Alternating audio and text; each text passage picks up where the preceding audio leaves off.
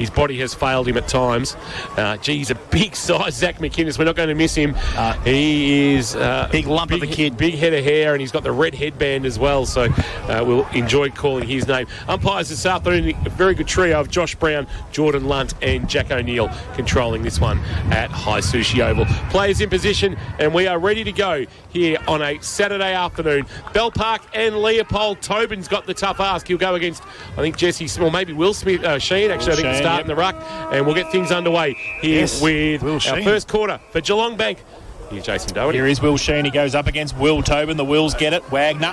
He gets wrapped up straight away in the tackle for Leopold. We're going to have a secondary bounce. Can you pronounce it properly, please? In the middle. What's that? Wagner. Oh, Wagner, of course. The piano maker. And the German international. We love it. Another third bounce now. We're going to get a lot. We are going to get a hell of a lot. Sheen gets it down this time for Leopold, but a free kick found at the back end at centre-half back for Bell Park. It's going to be Wareham with it. Gives it away by hand, and they go towards half-forward. And getting out by himself, Jack Sarcevic, who had a good game against West last week as well. A little bit too easy, that, wasn't it? It was. 50 from goal. Drives it long into the breeze. Top of the square, over the back. Does it hit any hands? It doesn't matter because Merkovic's standing at the back and kicks the goal 44 seconds in. So great start for Bell Park. Zach Merkovic on the end of that. Jack Sarcevic got it inside forward 50, and the home side get the first of the afternoon. 1 straight 6. They lead. Leopold yet to score. Geelong Bank K-Rock first quarter scoreboard. Not only are we going to see a lot of stoppages today, I think we're going to see a lot of goals out the back as well. I think it's going to be one of those days where it bobbles, blows around, hits the ground, gets out the back, and you just got to be those smalls. You've got to be clever. Remember, Merkovic's changed from a defender to a forward as well, so he's been pretty lively the last couple of times we've seen him. Former Geelong Falcon back in the middle. Sheen to go at it, winning the tap down, roving. Thompson handball went up the chimney. Chance to clear now. The kick comes forward from McMahon for Bell Park inside 50 again. Ball bounces away from McInnes. Pepper tracks it back for Leopold. Had a fit of the fumble. Sarcevic also fumbled with his head over the footy. Jack Sarcevic that was. And it's now locked under the pack. Not coming out in the left forward pocket at the Sports Club end of the ground. Under the scoreboard. Thanks to Geelong Bank that shows the Dragons 1 straight 6. The Polders yet to score. McInnes to do the ruck work. He won the tap down. Now the roving McMahon. Quick snap has missed to the left. Gee, that would have been perfect into the breeze to have 2 on the board quickly. But McMahon can't make good on that one, and he misses for the Dragons. 1-1-7. Leopold yet to score. 2 minutes played on the Port Phillip Ferries time clock. Will Sheen doing the centre bounces and doing the kicking in. It's like an under-14 game. He kicks it in and goes towards Maybaum and can't take it. Front and centre was good. That came to Gordon. He gets it to Wagner. He gets it outside now. The kick around the corner from Scott. Deep forward, inside 50. Mark taken. And Jeremy Smith, who's parked himself across half-forward, has taken the mark. And he will have a set shot for goal from 40 metres out, 45-degree angle. He was playing twos at Mottawarri last year, Jeremy Smith. Now playing on the big stage. So, moved the ball nicely, Leopold, around centre wing broadcast side. And sent it in the arms of the big forward for Leopold. Chance to get their first on the board this afternoon, kicking to the Paul Mercurio Strictly Ballroom end here, the southern end at High Sushi, and pretty close. It was looked like it was going left. The goal umpire has moved it back. It's worked beautifully. Craig Parry left to right, and he's kicked his first ever by the look of it, and they're pretty happy about it. The Leopold boys, they are 1 straight 6. Bell Park 1-1-7. Geelong Bank K-Rock first quarter scoreboard. We played 3 minutes on the Port Phillip Ferries time clock. JC, you just mentioned in the call there about their ball movement. Everything was forward. Their handballs were forward. There was nothing lateral. They were just getting the ball moving forward. There was a lot of motion on it, and the speed was pretty quick, and get it into a one-on-one, and that's what Leopold can do. That went from coast to coast in a blink of an eye, basically. So very dangerous when they get the ball moving like that. People questioning why GMHBA Stadium is not being used for the grand final this year. Do people realise that it's still under construction and there's actually not enough change rooms? Yep. They do now. They do now. It's a logistical nightmare when you have access to only one change room to try and have the numerous football teams. Out of the middle go the Dragons again. Tobin banged it on the boot, but Noffy down low took a good mark for the Polders just outside defensive 50. Back at the club this year, he goes short to the leading Giddings. Giddings brings it wide. It's a well-weighted ball, and it's Edmonds who has got it. Edmonds with the footy. He actually marked the kick from Jennings, goes short and stretching and taking the mark is Billy Ritchie. third GFL club after St Albans and South Barwon. He now kicks to the lead to the pocket of Giddings, who down low couldn't take the mark. Chance to clear for Fulton, couldn't get his hands on the ball, or rather Purcell, I should say, for Bell Park. There's a whistle on play. Umpire O'Neill comes in and says, give it to me, in the right forward pocket. Southern or ballroom end of the ground. Bedstead has a job on Giddings. That'd be a good matchup for the day to watch. Smith won the tap down. Clearing kick might have been McMahon dribbling it for Bell Park towards the boundary line. Noffy trapped it, and then handballed over his shoulder, but it's run out of bounds by Petering, and we'll get a boundary throw. I haven't called Lockie Patton's name not yet. For Kerrs Hire. I'm taking his stats, and we haven't recorded one yet. So boundary throw in right half forward for Leopold. Wagner going to him at stoppages. Thrown in over the head of both ruckmen, falls to the back. Leopold couldn't pick it up. Ball, and a free kick over the shoulder. Going to come back to Bell Park. I think it's going to be Wareham with the free kick at half back. Had a good game last time we saw them, Jace. He was pretty impressive, wasn't he? He and Ben Worm were outstanding. Got the Steamatic Player of the Day. Into the midfield in the last quarter and racked up the possessions across half-back as well. He's got it at half-back now for Bell Park, called to play on. So drives it with a tumbling punt towards Patton, who can't take the mark off the back of the pack. Ball spills free. Peppers there for Leopold. Patton again. Now he'll get a handball away. It was chopped off. Only as far as Sarcevic. Kick around the corner. It's a 2-on-1 for Leopold, but coming through on the side was Charlie Sarcevic. Diving mark 30 metres out from goal directly in front. He's taken it. It was he had too much space, really. He had too much meterage on his opponent, and basically it was a great mark, but took it relatively uncontested. Calling a Sarcevic kick goals is one thing. Calling him kick goals, or them kick goals, at High Sushi Oval is a completely different thing. Northern end, Sporting Club end of High Sushi comes in, drills it straight through the middle. Great kick, controlled, and kept it pretty low into the breeze and kicked his first second for Bell Park. 2-1-13, they lead. Leopold 1 straight 6, Geelong Bank K-Rock. First quarter scoreboard. Really is winding the clock back calling that, isn't it, Kingy? Just the. I love it. I remember he kicked 100 out here to that end as well, and the crowd coming onto the ground was unbelievable. Were you at the other end, were you? I remember sitting on the other side of the ground. We had a bye or something must have happened. It was unbelievable. He was a superstar, Ray. Of course, represented Queensland at the Bicentennial Carnival in 1988 after heading north following his time at Geelong. And Charlie and Jack, they're a lot of fun to watch. Back in the middle, Sheen doing the ruck work against Tobin. Tobin might have won the tap that time, running onto the footy but dragged to ground. Here's Thompson, and we'll get a ball up. Marcus Thompson coming off just a lazy 6 goals and 34 touches last week. That's what's called being in cheat mode. Give me the square, he said. Tapped down by the Undertaker, Sheehan, trying to burst his way through McMahon. Ball spilled for Patton, kick towards right half forward. Chance for Noffy, taken in the Sheringham tackle. Quick kick forward, Merkovic, a high floating ball. Sarcevic couldn't get his hands on it, but quick handball, McInnes back to Sarcevic, jammed it on the boot, did Jack. Now it's picked up out the back. Chance to clear for Wagner. Wagner kicks to half back and onto the chest of Scott. The former Lions skipper has got it at right half back, sends it towards half forward and a marking target. Jennings got his hand on it and then taken over the boundary line and out of bounds is Big Smith. And a boundary throw-in will take place not far from Jane Birch boundary side. That breeze, Birchie, for South Point Garden Supplies. Can you just give us an update of the favourites giving to the southern end of the ground? Yeah, there's definitely a few goals in it, so I'm surprised at how much attack Bell Park have had, and they're not having much trouble into it at all. So they've had a really good start to this match. Boundary throw-in. Ball came down to Ned Payne. Made his debut last week for Bell Park. He's wrapped up in the tackle. Now Thompson puts the tackle on from the ruck contest. Ball came free. And put the tackle on Ben Worm, who's going to get up, give the ball back to the umpire. And Sheen gets it down for Leopold. Oh, gee whiz. Wagner's asking the question. Flashes there. Right through the middle, Thompson's wrapped up. He's not going anywhere again. So still at right half forward for Leopold. That was Fulton on Wagner. Wasn't it? Yeah. The central umpire gets the footy back. Sheen goes up. Now Fulton through the middle. Ball spills free. Handball over the top. Ash on the ground. He can't pick it up. And Wagner through the middle. Right foot kick. Top of the goal square. Over their head of Jennings. And also sees Darcy Brown into the picket fence. Beautiful picket fence too around High Sushi now. And it will be a boundary throw in left forward pocket. The Lions into attack. Pup just holding his collarbone in that last contest, and he's just come from the ground. I think he's all right. Just might have just got one high. Keep an eye on that for St John of God. Birchie from the boundary throw in. There's going to be a free kick, I reckon, going to Leopold, and it will be a free kick paid. And a shot at goal coming, and it's going to be Kai Reynoldson, the new recruit from Surfers Paradise, or Broadbeach, I should say, son of former captain Brisbane Bear Stephen. And has found himself a home at Memorial Park.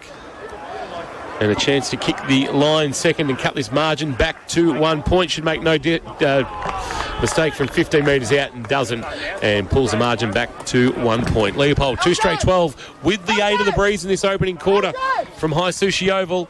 K-Rock's Geelong Bank scoreboard showing Bell Park 2-1-13. Geelong Bank's 1-2 home loan, 1% less for 2 years. Check out geelongbank.com.au. They'll be a little bit disappointed giving up a free kick like that inside the forward 30 metres of their defensive half, I suppose, Bell Park, because they've started really positively and they've been aggressive, they've been quick with their ball movement, and more importantly, quick to get inside forward 50. So to give them a cheapie and a freebie, they'll be a bit disappointed with that. Back to the middle, Jeremy Smith having a run on the ruck for Leopold, and Tobin, second effort was a right handball over the top to Fulton. Wagner rips him off the football without it, so it's a hold, play on advantage. Parker's through the middle of High Sushi, go inside 50, Merkovic over the back, Nofi next to him, tries to tap it back to his own advantage, does so, gets the handball, only as far though as the Bell Park forwards. Now Gordon comes in, it was Pitcher in fact who came in and wrapped it up for Leopold inside defensive 50, and we will have a ball up. Just on the poll, the KFC Twitter poll, 71% Leopold, now open Drysdale on Murdoch Road, Jace. So the ball from that ruck contest, it's a bit stagnant over there. The umpire's going to have to come in and ball it up again. Jet Matthews on the bottom of the pack for Leopold. So Bell Park still into attack, ball up. McInnes does the ruck work for Bell Park. Another stalemate. Matthews this time puts on the tackle, and we're going to have another ball up. King's going to get it out of this area. 2-1-13 Bell Park. Leopold 1 straight 6. Well, I can only hope, Jace. I think this will be the theme all day. Ball into the air. McInnes doing the ruck work on the tap down for Bell Park. Quick kick came from Sarcevic. Flying shot at goal. It was Jack. It actually bounced on its point. Cleaned up by Cross. Handball to Gordon. Gordon with a bounce in the right back pocket. Fires a handball to Scott. Scott at right half back. Past our best seats in the house for Abco Cafe 24/7. But the kick was poor and down low. The mark taken by Boyer, who was good last week against the Giants. He wants McWaters short, and he just got it to him before Richie shut him down. And he took the mark right in front of our broadcast van. Hope you're enjoying the call through KROC 955, KROCfootball.live, and the AFL Barwon website. Kick inside 50, it hangs in the breeze. The spoil came from the back, but at the back of the pack there's Sarcevic. It's Jack again. He's been lively, but his dribbling ball will roll to the boundary line and taken out by Nick Lane for Leopold, and a boundary throw-in in the right forward pocket at the northern end of the ground. 12.5 minutes played. Port Phillip Ferry's time clock. There's no better way to travel to the footy. And it's Bell Park 2-1-13 leading Leopold 2 straight 12. You're at the ground. That scoreboard is just slightly out of whack.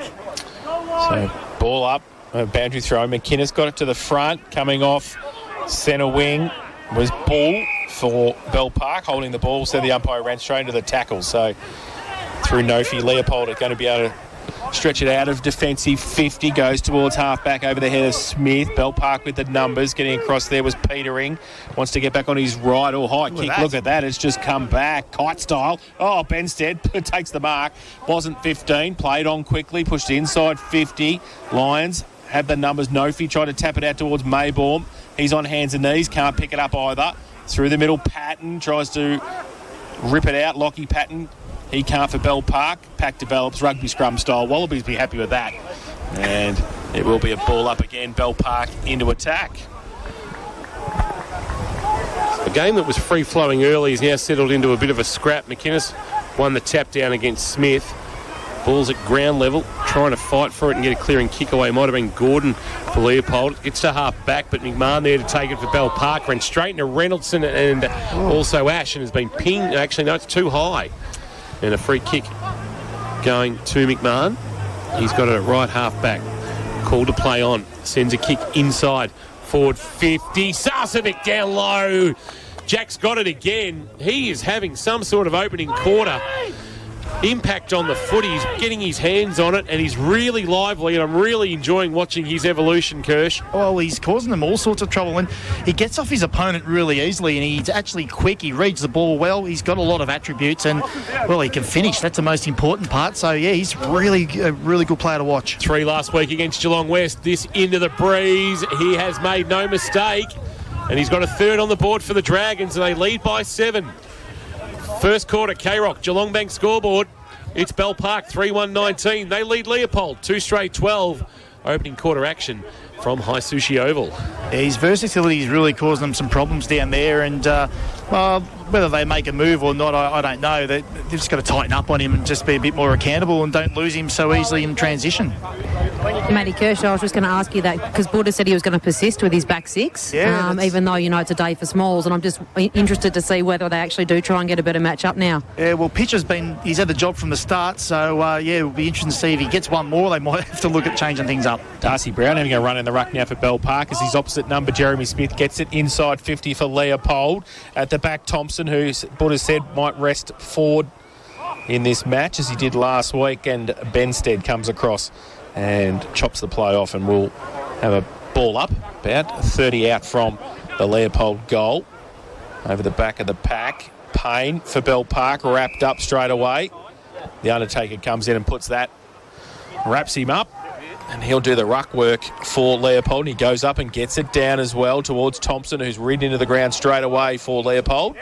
And central umpire to come in and do a bit more work with the Lions deep into attack at the southern end of the ground. Brown doing the ruck work for Bell Park, won the tap down, quick snap out of the pack, went out of bounds on the full. Might have been from Nick Ash. He just threw it on the boot really quickly, but was well off target.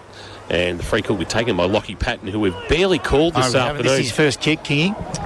So he's been kept quiet through the opening 16 minutes of action after being a real playmaker last week for the Dragons. Kicks to half back. McInnes is his target, but Noffy judged it best. Got across in front, took the mark for Leopold. Kicks laterally and gets it to Ollie Tate, who we haven't called a lot of yet either, after coming off 42 touches and 9 clearances last week for Kerrs High. Kicks to the lead that was never going to get there in Cross. What's Cross doing deep forward, providing a lead? And here's Steve Benstead doing what he does best in intercept marking.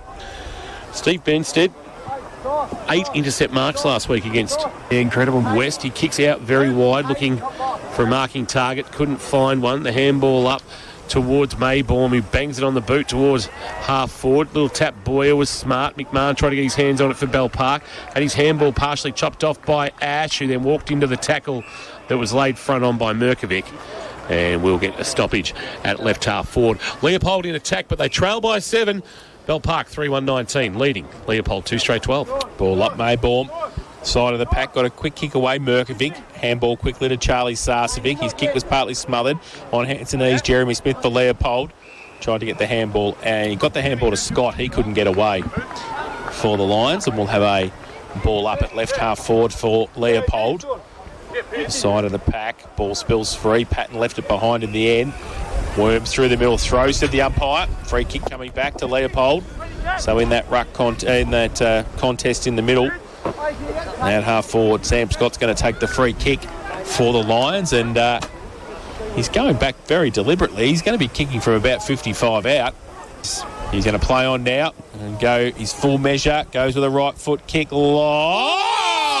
And has kicked the Lambie's Tavern goal of the day contender. Sam Scott from 55 used the breeze beautifully, brought it back. And it was like a nice little 7-iron there. He just popped it over the top as easy as you like and kicked the goal. I tell you what, I nearly said no chance from that distance with this the way the wind's going, and that absolutely kept sailing. Well, wing keel brought it back perfectly. It was a fantastic kick. Bell Park 3-1-19 Leopold. They bridge the gap 3 straight 18. Geelong Bank K-Rock first quarter scoreboard. Well, Sarcevic come off the ground. That gave Pitcher a bit of a reprieve, and now he's come back on, and they have made a little bit of a move with Nick Lane going to go take Sarcevic deep down forward. Keep an eye on that match up for Wombat Gully Plant Farm. 201. Yeah, 201 Townsend Road in Moorlap. Here's McMahon, who's been lively early for Bell Park. Walked straight into the tackle of Edmonds and going nowhere at the southern end of the centre wicket area. We'll get a ball up. Leopold slightly in attack. High to put the ball into the air. Tap down One for Bell Park, but only with the path of Wagner, who's taken in a wonderful tackle, run down from behind. And it's won there by Trey Gilmore. Inside forward 50 to kick. It's a high mung floater that doing well to mark. Out there is Luke Justin. He's got it just inside defensive 50. Wasn't a great kick. The kick now for the middle of the ground is okay for Thompson, for Leopold, who marks just back of the centre wicket area. Well, the play seems to have found itself mostly on the West Tech side of the ground. It goes through the hands of Benstead for Bell Park, but the clearing kick will come to half back, and here's McMahon again for Bell Park, who's been very handy in this opening quarter. He goes short with the kick over the top and finds Bull. Luke Bull, ex-GWV Rebel in the under-18 comp. Kicks to half forward, flying but not marking. Bring it to ground with George for Bell Park. He found it at ground level and fired a handball wide, but only as far as Pepper, who went over the top to Wagner, who went back to Noffy. Noffy, now off a step, sends a kick to half forward. So the ball still in dispute, tapped on for the Lions. Getting back there though, Wareham for Bell Park. Handball outboard. McMahon everywhere. Kick around the corner towards centre wing. Holds up in the breeze. There's the first. And goes out of bounds on the full. And it will be a free kick to Leopold on the outer side centre wing. Once the ball comes back, it's gone halfway down. That's the voice. That's the voice of Mitch Patton you can hear there just in front of us. Who just walks past, coming back on the ground. So now Marcus Thompson from centre wing drives it long inside 50 over the head of everybody. Boyer gets back there first, but the ball has run over the back and out of bounds, and we'll have a boundary throw in the left forward pocket for the Lions. 3-1-19, Bell Park, Leopold 3 straight 18, 20 and 3/4 minutes played on the Port Phillip Ferries time clock in this opening quarter of GFL round 9 action from High Sushi Oval. Ball to be tossed back into play. And doing the ruck work is Sheehan against Tobin at ground level. McMahon, we've called a lot of him early. It's like we're at a St Mary's on Newtown game. That's how often we've called a McMahon. Well, it's good to see another McMahon from another team dominating as well. Ball into the air after the stoppage. Tobin got his hands on it this time. Here's a chance for Purcell. Dragged off his kick. Handball release. Bull got involved. McMahon again, a handball on the bounce. Jasper George out to Charlie Sarcevic. Kick partially smothered though, and it's out of bounds for a boundary throw. And you've got to like the kids at the moment, just what they're doing, Kirsch, for the Sporting Globe in the way they're just holding really firm despite this breeze that Leopold are kicking with. Absolutely, and they've their approach has been really positive and aggressive, which is impressive at the moment. Taking it right up to Leopold's mids as well. The ball comes towards centre wing now. Tumbling punt. Nofi gets across there for Leopold on hands and knees. Got the handball away. And the Lions back towards centre half forward. Going up, no mark taken at the front. Patton, as you would expect, left foot kick around the corner has just missed. And going up there was Jai Cross, who's obviously moved forward. We'll keep an eye on that. Yeah. Wombat Gully Plant Farm matchup, but through for one behind. So they now square the ledger. Leopold 3-1-19, Bell Park 3-1-19, Geelong Bank K-Rock first quarter scoreboard. Long ball from Worm towards half back, coming up but not marking for Leopold was Giddings. Front of the pack, the handball was too hot. Oh, surely a free kick for too high. It will come back, and it's McMahon again. Yep, he's been impressive. Leopold Sporty's player of the day, early contender. Just getting his hands on the footy and having an impact for the Dragons. He's called to play on now, so he'll kick laterally towards right half back, and he'll find Wareham. Wareham's got Worm working for him, and he'll chip it over the top, but instead goes to Fulton, who was outstanding last week against West. The high left foot kick, that will hold in the breeze. Sit under that and play fair. Umpire said play on because nobody could mark, and it hit the ground, and Tobin then came over the top to lay a tackle on a man whose name we haven't called yet, Jet Matthews. Quite as Leopold. well. He hasn't had to do a great deal. The ball has spent a lot of time in the Leopold front half despite Bell Park kicking 3 goals. It's going to go forward again. Thompson sends it to half forward. Here's a chance for Sheehan. Sheehan turns and kicks inside forward 50, but the kick is wide and well away from Mitch Patton, his intended target, and that's a disappointing use of the footy inside forward 50. Just rushed it, I think, Sheehan. Yeah, he had a little bit more time and space. Probably maybe not enough torque out there, maybe, potentially, or just it was a shank kick. Mitch Patton was pretty disappointed with it too because he had some space to run into. Anarchy lead North Geelong by 21 points. That can't be right. Must be absolutely blowing a gale out at Footrot Flats today. AA Semi-Trailers Oval. Yes, that one, Footrot Flats still. Boundary throw in. Tobin gets it the front for Bell Park. And through the middle, handball came back towards Wagner off a step, right foot kick. Oh, gee whiz, it came back with the breeze and hit the top of the right-hand goal post, which is still moving. It was thudded into. 3-2-20, Leopold Bell Park 3-1-19. Geelong Bank K-Rock first quarter scoreboard. Wareham with the kicking duties for the Dragons. Well, he looked to attack broadcast side or leave it on the defensive side of the ground, and that is where he goes right now. It's a long ball. He got good purchase on the kick, but unfortunately the mark dropped over the back there by Trey Gilmore, playing his first senior game since 2021. It's a real millennials name, isn't it? Trey Gilmore. There were no trays running around in the 90s. Right. Trays what you put your beer on. Yeah, correct. When you can't carry more than 6. From a boundary throw in. A clearing kick for Tate. A high ball for Leopold inside forward 50. Benstead, another intercept mark as he got across in front of Cross and took the mark. He's had an outstanding 5 quarters, Steve Benstead, that we've seen. And now he's kicking towards the outer wing. High ball, and Giddings on the juggle has taken a good mark. Wants to switch the play. Calls the play on now from centre wing. He's going to go back into the middle. He goes deep forward now over the head of many, including Benstead and Jai Cross. And it rolls out of bounds in the left forward pocket again. Plenty of action in the left forward pocket at the southern end of High Sushi this afternoon so far. Actually, the first Trey we ever met was, well, either Trey Cool from Green Day or Trey Parker from South Park. Trey Parker. So, boundary throw in. Left forward pocket. Lines into attack. And Sheen gets it down to the front. Big tackle coming. Umpire says held in the contest. Sam Scott put the tackle on. Mick Waters was down there for Bell Park as well. So, ball up, left forward pocket for Leopold. Sheen gets it down. Thompson just had the ball ripped out of his hands pretty much by Pat, in fact. And in the end, I think he's going to get a hold because after he got rid of the football, the ball spilt free. Fulton put the tackle on Marcus Thompson. He didn't have the football at that stage, and he will take a free kick from 30 metres out, 45-degree angle. Well, he's got his iron pup. He's coming off a haul of 6 last week against North Shore. Let's see if his goal-kicking form continues. So Marcus Thompson comes in now. Left forward pocket, southern end of the ground, right foot kick, keeps it low into the breeze and was never going to go anywhere else but straight through for his first of the afternoon. And the fourth for Leopold. They're 4-2-26. They lead Bell Park 3-1-19. That's on the Geelong Bank K-Rock first quarter scoreboard. Geelong Bank's 1-2 home loan, 1% less for 2 years. He punched that hard, Jace, that the wind couldn't do anything with it because it was going like a rocket through the goals.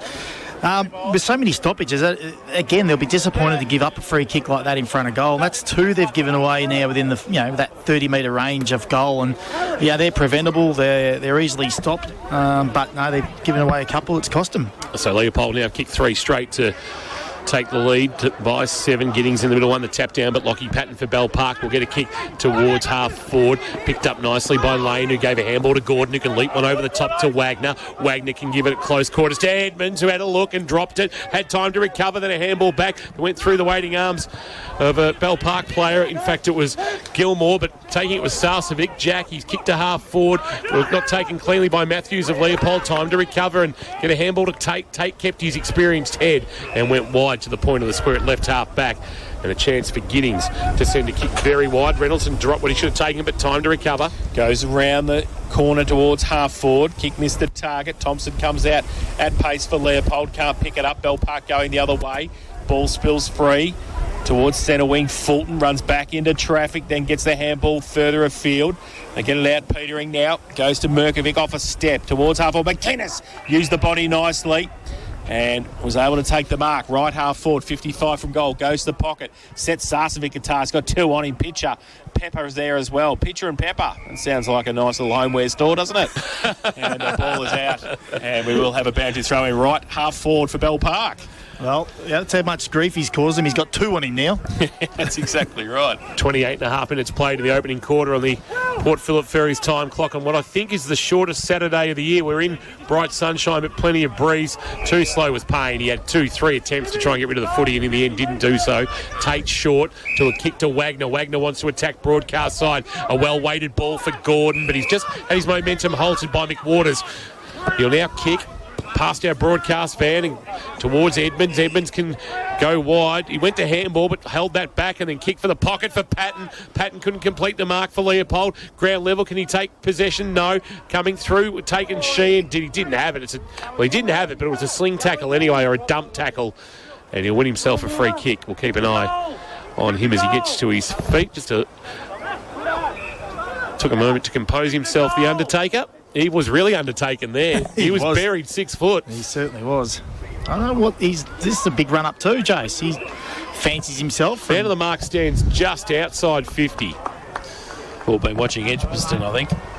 So on run-ups. He's pushing off the sort of Scotty Boland arrangement.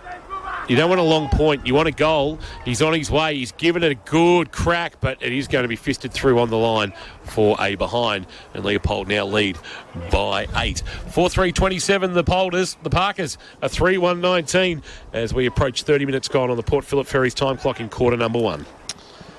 So, Bell Park through Worm. Plays on from full back. Gives it everything towards centre wing. Good kick for distance off hands. And that was off the hands of Trey Gilmore. And it's out of bounds. Centre wing on the outer side. It's a drummer in a grunge band's name, isn't it? So, Smith back on the ground for Leopold up against Tobin.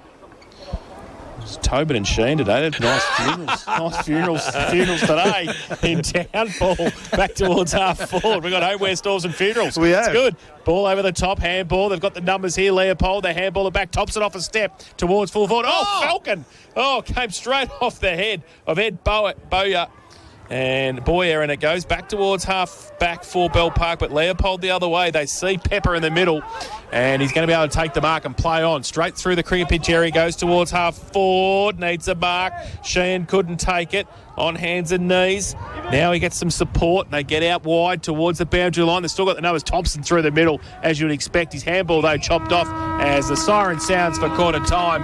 Entertaining first term. Leopold 4-3-27. They lead Bell Park 3-1-19. Yeah, they got a nice little lead a couple of times out to 7 points into the breeze, did Bell Park, but the last couple of the goals of the quarter belonged to Leopold, and they now lead by 8 at the first change. 4-3-27 Leopold. Bell Park 3-1-19 on the first quarter. K-Rock Geelong Bank scoreboard. We'll take a break. Back shortly. Go through all the scores for Leopold Sporties, your complete family venue. Don't forget, you can win free coffee for a year only at APCO.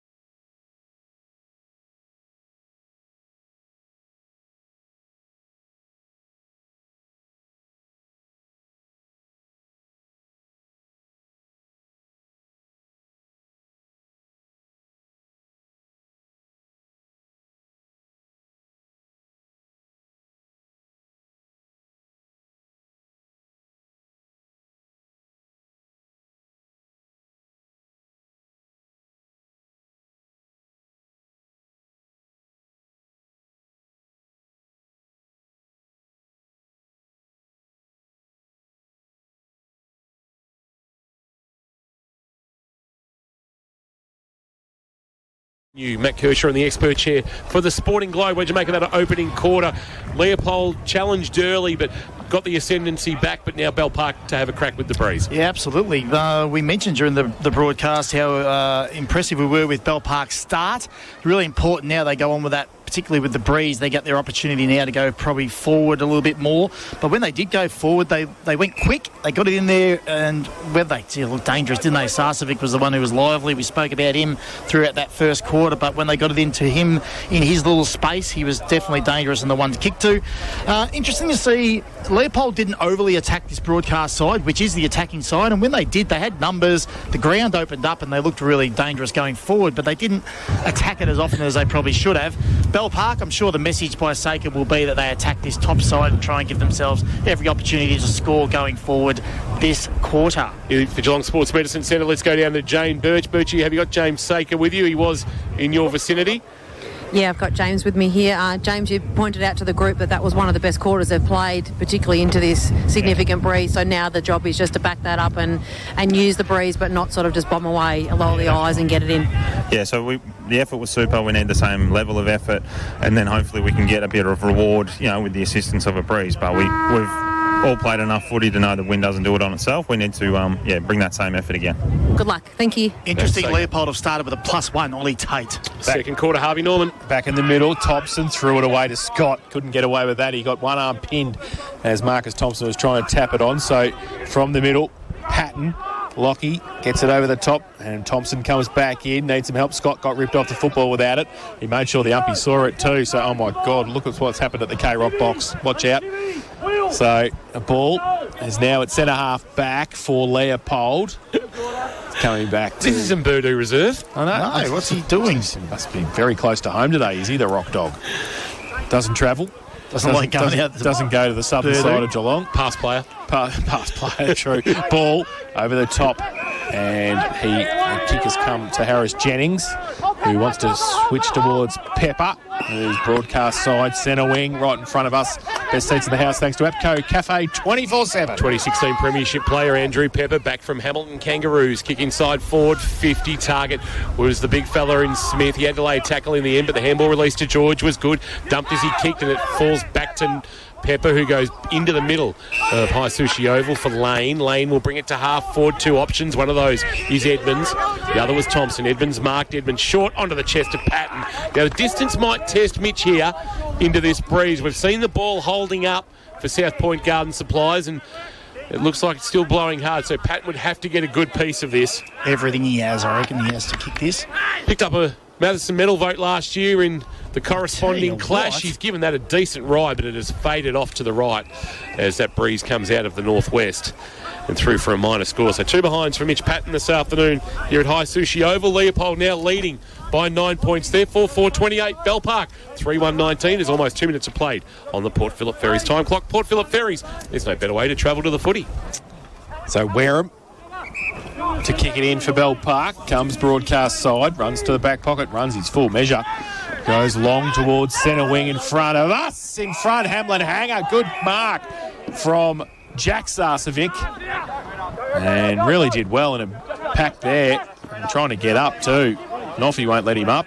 Handballs it away. Oh, standing start to Worm, who had to get around and did so. Goes long inside 50 with the kick. No mark taken. Patton at the front, handball away to Sheringham, wants to get on the outside, breaks one tackle, gets a handball away, right on the boundary line, and set Merkovic a task there. He couldn't get around, it will be a boundary throw-in right half forward. Looking to eat into the 9-point deficit with the aid of this breeze of the Young Dragons.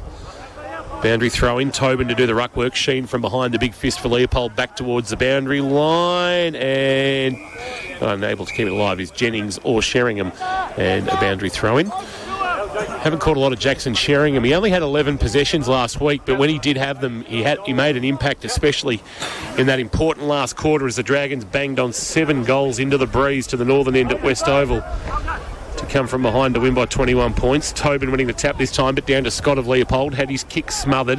Handball out of the pack from, might have been Gilmore, and it's taken by a teammate who's underneath a tackle and going nowhere. And the last man to his feet is Lockie Patton. And we'll get a ball up again. Tobin winning the tap down. Roving though, Sam Scotty's handball turned over straight to Petering. Wagner got him in a special. That's a good tackle. He finally tuned him there. Oh, nice. Woohoo! And we'll get a ball up at right half forward. Oh, Kingy, love it. Right half forward now for Bell Park. Falls to the side of the pack. Petering comes across. Oh, through the middle, if you don't mind. Coming straight through for Leopold.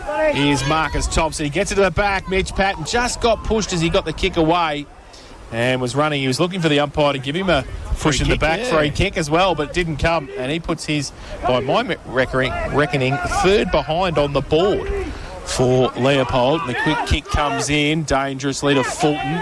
Comes back. Oh, Worm just tries to squeeze it. It goes towards Wagner. Comes back now. Handball to Petering for Bell Park at half-back towards centre wing. McInnes, big pack there. Pepper off the side. Sheringham there as well. Lane wrapped up by Sheringham. Loses the ball in the tackle. Gone up a little step here. Sheringham's handball out wide. Might be okay if it sits for Purcell. It is. He gets it out further afield. Sarcevic kick around the corner towards brother Charlie to Jack.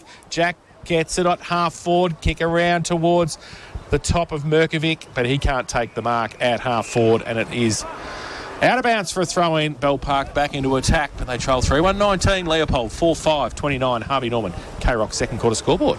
Leopold was similar in the second quarter, Kirsch, for the Sporting Globe, where they just couldn't find a score with the breeze. Exactly. Then they sort of hit the scoreboard a little bit, so they just got to keep persisting, Bell Park, and just try and get it forward. Clearing kick by Pitcher to half-back. Maybaum, the mobile one, gets a kick that dribbles along the outer side boundary and out of bounds. And insufficient intent. I don't argue with that. No, I don't. I think Maybaum had much intention other than to find the boundary line, and that's what he did. And he's been pinged, and the decision, I think, is a good one. And it'll come back to Fulton to be a free kick for the Dragons on the Calvert Street side of the ground, or the eastern side, and you can see through these Bushnells how much it is blowing out the old Tech School side.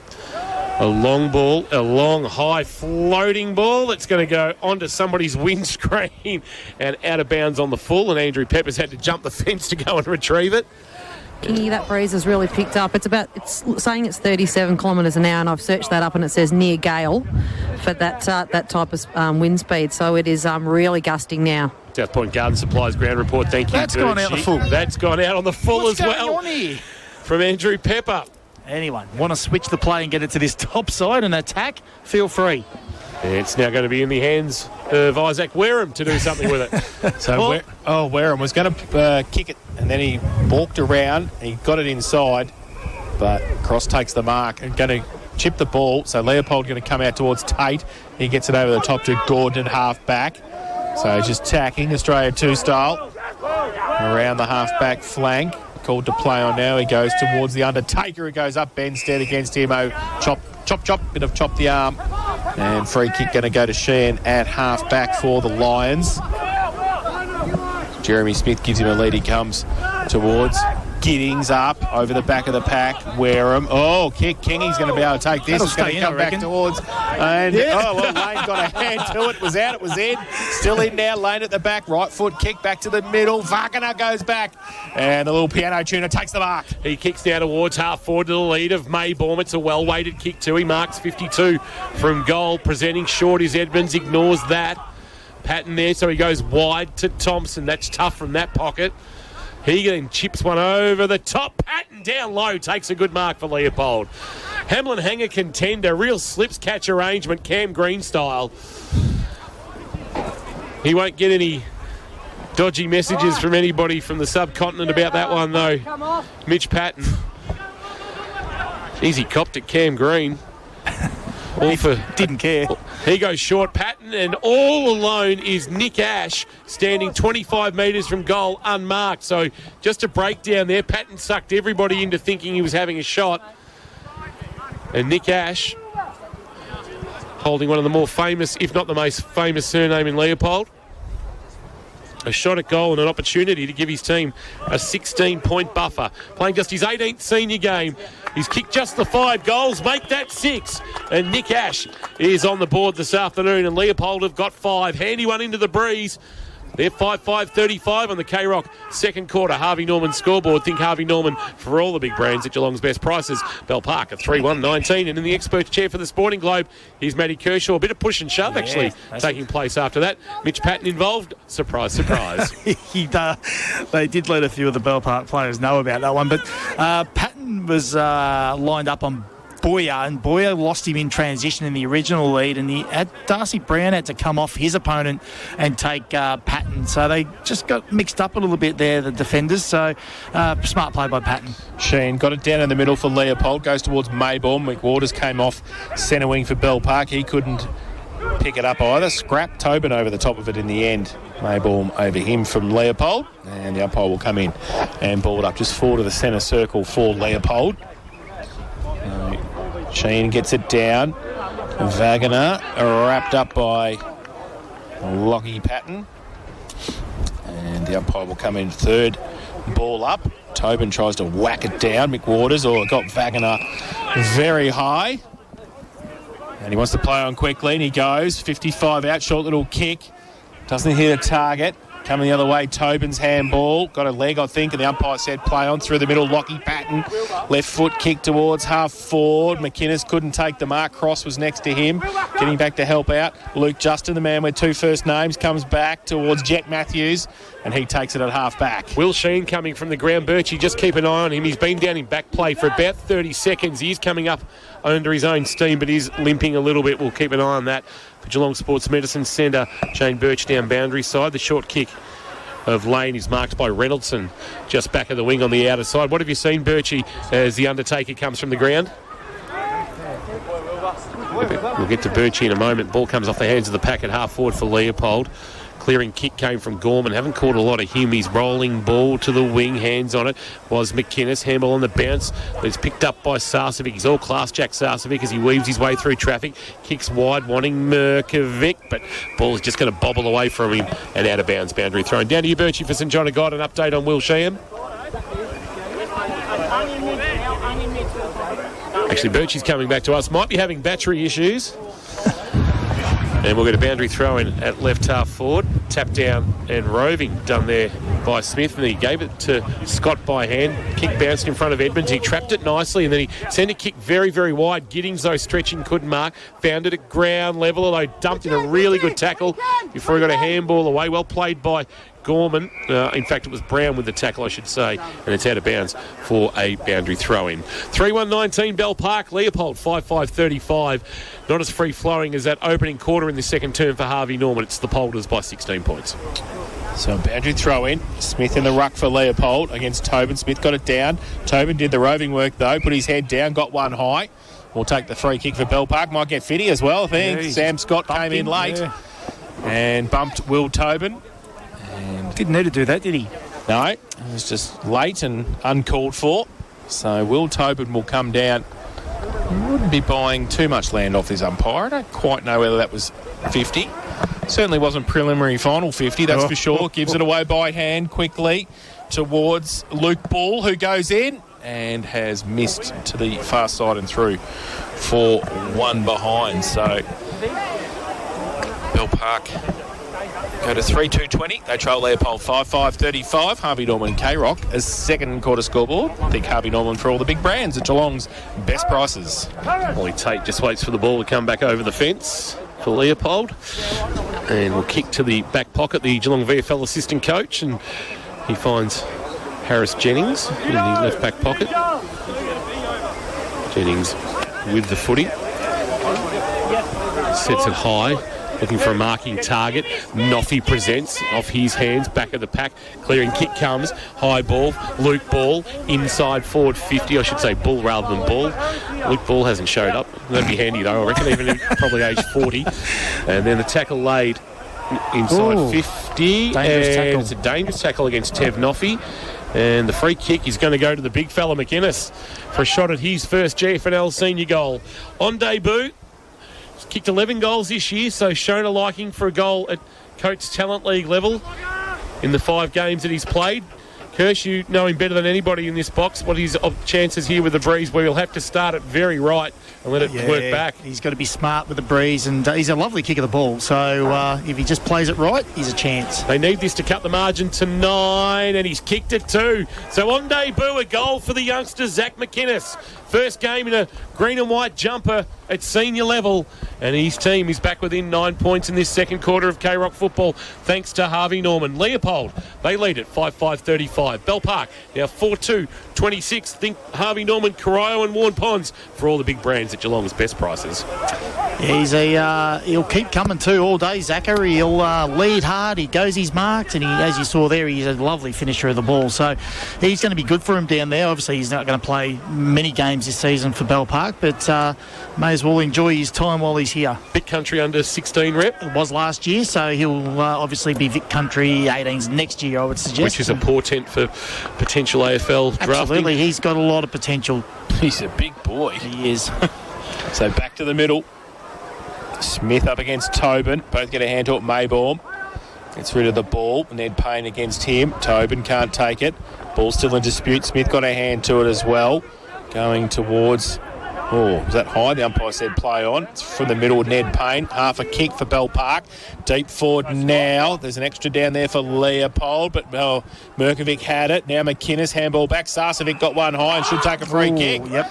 Just fell at the crucial stage, Jack Sarcevic, and made sure he saw the umpire out of the corner of his eye and was able to get a high tackle, and will take a set shot for goal from 30 out directly in front. I don't know if he dropped then, Jace. I don't know whether it was just the timing of everything, but he got away with one, I think. He got away with one. Oh, he's kicked one already this afternoon, and this to make it 2 in a minute for Bell Park and bring the margin back to 3 points. He too's a lovely kick of the ball. He comes in, and of course Kirsch put the kibosh on that, because it was always going to happen. It was always going to happen. 1 goal, 1 his personal tally. 4-3-27 Bell Park.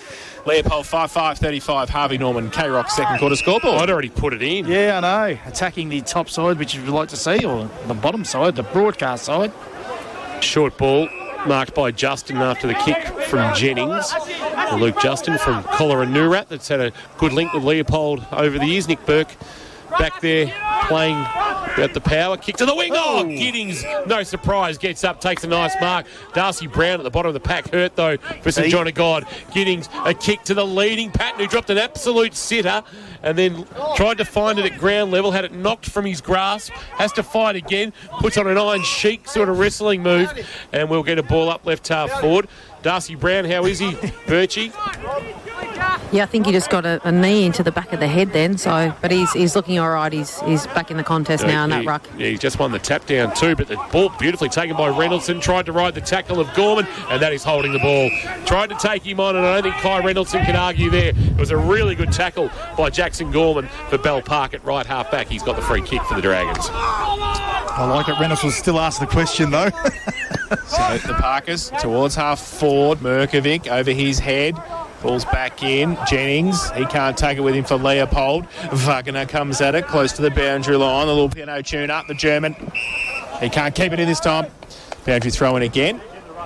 And Merkovic got one high too there in the tackle. And he's holding his nose, eye area. So he's coming off the ground. Birchie will keep an eye on that for St John of God as well from the ruck contest. Jeremy Smith for Leopold, wrapped up straight away in the tackle from Darcy Brown, not going anywhere. So umpire with a bit more work to do for both the ruckman. Brown gets it down this time. Ball falls towards Thompson, clearing kick towards the middle of the ground. And use of the body there. That came from Billy Ritchie. Now he gets some support. Edmonds kick only short. Sheringham through the middle, leaves it behind Ritchie's handball to nobody in particular. Lockie Patton gets around, left foot, familiar towards half forward, and got dumped after he got rid of it as well. Billy Ritchie wasn't happy about losing the football, but he's given away the free kick down the field, and Bell Park will take it. And Zach McInnes coming across to get the football. It's run all the way to the left half forward flank. He's going to have to come back in board. He's going to be kicking from about 45 out. With the breeze. Distance won't be an issue. No, it'll be a question of accuracy now for the young man who has kicked one a couple of minutes ago in this second term. Time called back on. And Zach McInnes at the southern end of the ground will have a set shot. And again to try and make the margin 2 points. Comes in now. Kirsch hasn't said anything, so he'll probably kick the goal, and he has. Straight through the middle. Zach McInnes, his second. And the fifth for Bell Park. They go to 5-3-33. And now trail Leopold only by 2 points, 5-5-35. Harvey Norman, K-Rock. Second quarter scoreboard, the expert share, thanks to the Sporting Globe, is Matt Kershaw. I was going to say he's going to kick it, Joe, so I didn't want to moz the pool. That's right. You can see from his kicking action, he's got a really lovely kicking action. Like, it's all about the action and your routine and your style, and he's got a complete action when he's kicking for goal, that's for sure. Bell Park, they've fought back well in this contest, and they are up to their ears in this game. Back in the middle, trying to barge his way through was Lockie Patton, but the kick goes forward for Leopold from Scott, a one-on-one. Oh, good juggling mark taken there by Isaac Wareham. And he's got it at centre-half back for the Dragons, who have fought back nicely here, even though kicking with the breeze. Leopold have dominated periods of play in this second quarter. He mungs a kick towards half forward, went through the hands of Jack Sarcevic, off the hands of the pack. Noffy, a handball release. Jennings, quick kick out the side door with smart play. Scott took it on the bounce and then fired it forward for Wagner. Wagner, a kick to half forward. Benstead came off his man, body lined the ball, took it on the half volley nicely and kicked onto the chest of Jack Sarcevic. Jack Sarcevic on the left boot for Bell Park towards half forward, turned it over straight into the waiting arms of Luke Justin, or is it Mayborn out there? In fact, it's Jet Matthews. Matthews short and pitcher in his 100th open age game for the Lions takes the mark. He takes it at half back now. Daniel Pitcher short towards Ollie Tate. So short kicks, he goes back 30 metres, trying to switch the ball. Matthews again. So covered a few of the exits here, Bell Park. Yeah, so he's going to have to go back to whence it came. Is okay. Pup comes up. Marcus Thompson at right half back. So back to where they were a couple of minutes ago. They've covered off well here, Bell Park. Off. Yep. He gives the handball away. Jet Matthews runs past, goes towards half forward with the kick. Giddings put the hands up. Wagner through the middle, ripped off the football.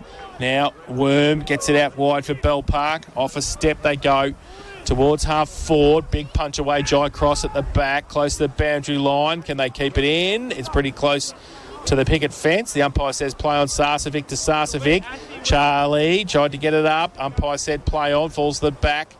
Ball comes in, and umpire still letting it go. It's like under 12s here. Handball back to Pepper. Off a step for Leopold. Is okay to Scott. Should have taken the mark. Didn't do so. Might get a free kick. Will over the shoulder. He'll take the free at half back. Yeah, a bit stiff, Steve Benstead. It's sort of just the head made contact with the knees of Benstead. The kick for Pepper, who marks under a bit of pressure from Sarcevic. Slow to get to his feet, but does so now. The Leopold hard nut. Short. One of Thompson picked off beautifully by Worm. Worm bursts away. Open goal. Bouncing ball. Misses to the left. Okay. Wasn't his miss that he made here a couple of years ago. Running into an open goal from a metre. That was a bit further out, but very gettable. Saw the open square. It would have been some sort of goal. And given the Dragons a lead, instead it just cut the margin back to 1 point. They're 5-4-34. Leopold 5-5-35. Well, that was from 50. His other one was 49 metres closer, Kingy. 49 and a half. So Jet Matthews will bring the ball back in for Leopold. He's going to go defensive side, which most of the players been out. Calvert Street side of the ground here at High Sushi. Ball up. Sheehan can't take the mark to the front of the pack. The umpire will come in and bull it up. Fulton to get up off the ground for Bell Park. So umpire with some ruck work to do for Tobin and Mayborn. Tobin goes up way too early. Mayborn trying to get the handball out. Lockie Patton, though, got it around the corner for Bell Park. At the back lane, good tackle by George. Ball spills free. Thompson on the boundary line. Kick around the corner towards centre wing. Good mark. Hamlin hanger from the Undertaker, and Shea takes it.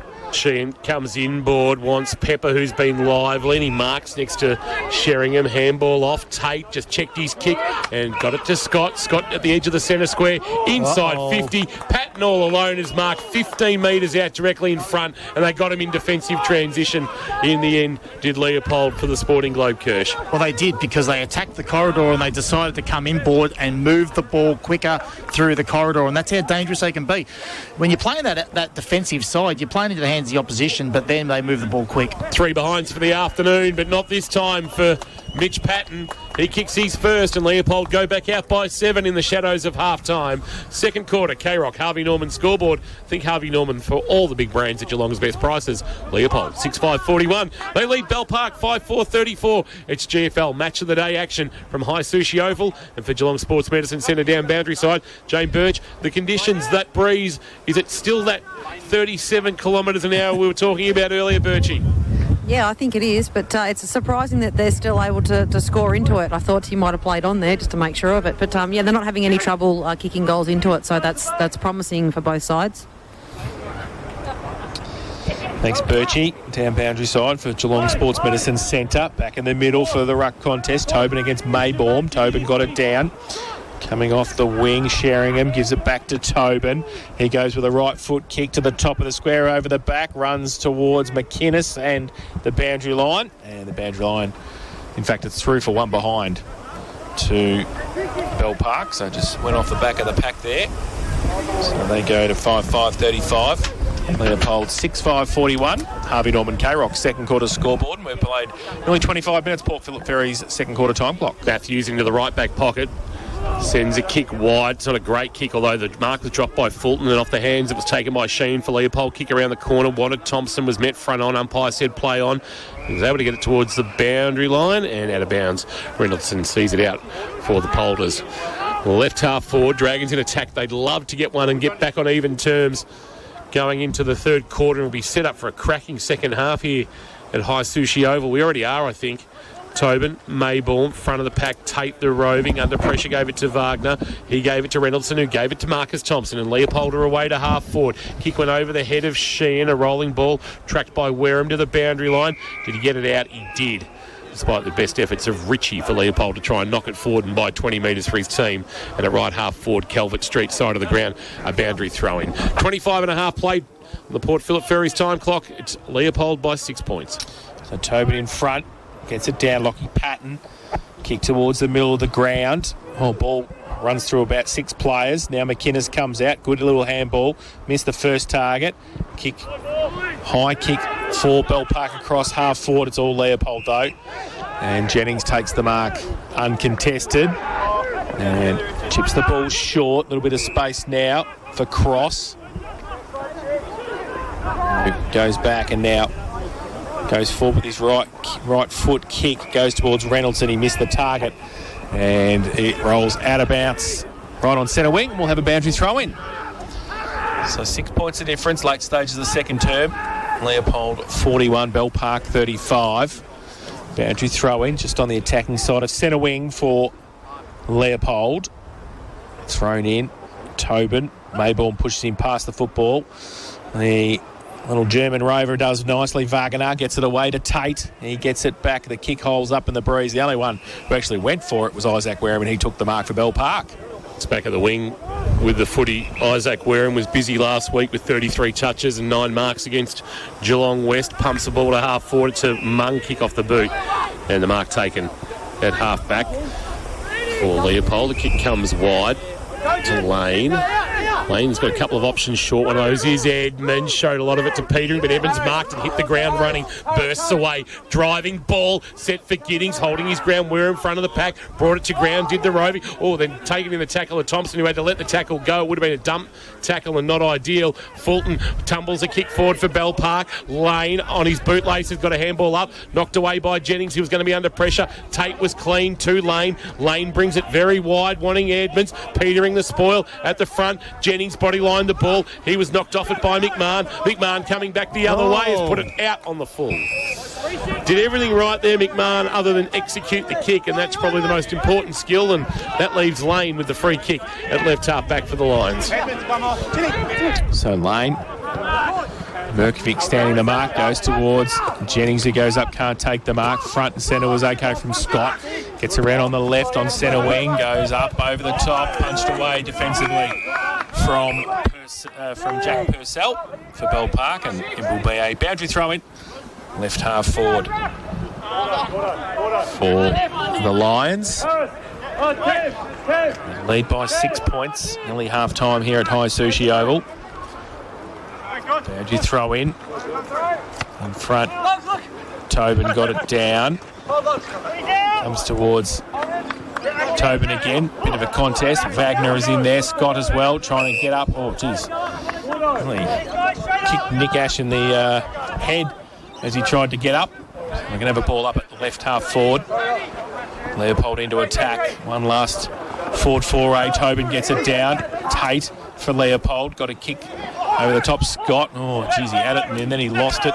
Should have waited for it. Now Worm creates some space and gives it back to Lockie Patton. Bit of candy. Left foot kick towards half forward. 2-on-1 over the head of Cross.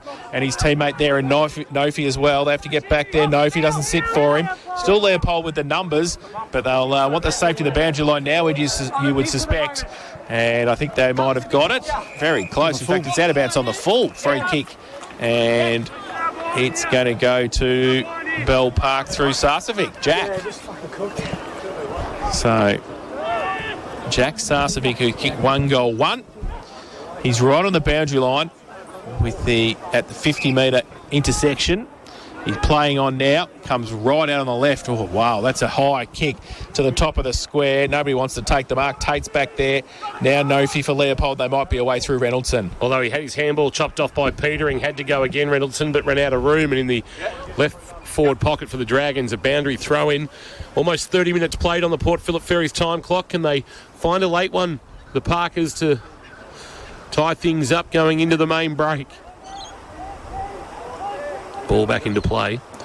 Mayborn. Ruck work being done by Worm. Mayborn won that tap comfortably, but there's no advantage for Leopold, and we'll get another stoppage. Tackle laid over the top by Ritchie. And umpire puts it into the air again. Worm. This time Sheen getting a fist into space. Wagner running onto the loose footy and then kicking, looking for Patton, went over the head of him, and both Boyer. Pick up out the back was okay. Chance now might be Gorman throwing it on the boot towards half forward, but not a great kick. And Pepper cleans up for Leopold. We'll try to hit them on the rebound. The kick holds up in the breeze, and Gorman will get another opportunity here to try and hit a target going forward. Just back at the centre wicket area, the number 13 has it for the Dragons. A high kick towards half forward. Sarcevic went to ground. That was Jack going to ground. Here's Justin through traffic after the drop mark. Tate spun around, handball back, pitch, turned it over. The kick smothered though for the Dragons, although it might fall for Sheringham, it doesn't. Tate, handball out wide for Leopold towards right half back. Fumble from Reynoldson, time to release over the top to Ritchie, and that is half time. And the last minute or so, not one for the archives. But it is half time, and we've got an absorbing and intriguing clash between two teams that are very confident or comfortable with their prospects of hopefully playing in September. Leopold 6-5-41, Bell Park 5-5-35. The Dragons would love to take a scalp of somebody higher on them than them on the ladder. Their 4 wins this year all coming against teams below them. And they'd love to get hold of Leopold this afternoon here at High Sushi Oval. 6-5-41, playing 5-5-35. Jane Birch for Geelong Sports Medicine Centre. Birchie has headed out onto the ground to have a chat with one of the players, and she's down with one of the Leopold. She might be down with Will Sheen, I think, or Harris Jennings. Got Harris Jennings with you. Harris. Yeah, Harris Jennings. Harris, it's tricky conditions out here. You certainly can't just sort of kick the ball, forward as far as you can when you've got the wind. You've just got to use it and hit up your targets, and I thought you guys did that really well going into the breeze there. Yeah, it's definitely tough out here. It's blowing all over the shop, so yeah, just try and hit the short options and move the ball forward.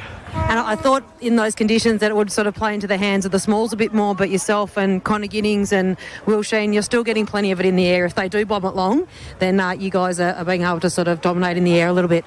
Yeah, well, with this wind, it sits up there for a little bit, so it gives you enough time to get across and have a run and jump at it. So, yeah, but the smalls are still getting involved around the stoppages, and it's good. How are you feeling? I saw you bring yourself off there. It was right near the interchange benches. You just need a spell after that collision. Yeah, someone flushed me one right in the ribs, so we'll be all good. Okay, good luck in the second half. Thank you. Injury update as well for St John got from Harris Jennings on his ribs. Hopefully not Paddy Dangerfield style. Obviously, for those who aren't aware, Paddy with a knock to the ribs, it's ended up in a punctured lung and had to be driven home from Adelaide. Obviously can't fly in far too dangerous with decompressed or compressed air to do that. So Stopping nil for a palmy on the way home. Too. Beautiful. I think they might try and they're every 2 hour stop and make sure you get home as safely as possible in the most safest possible time as well. It's half.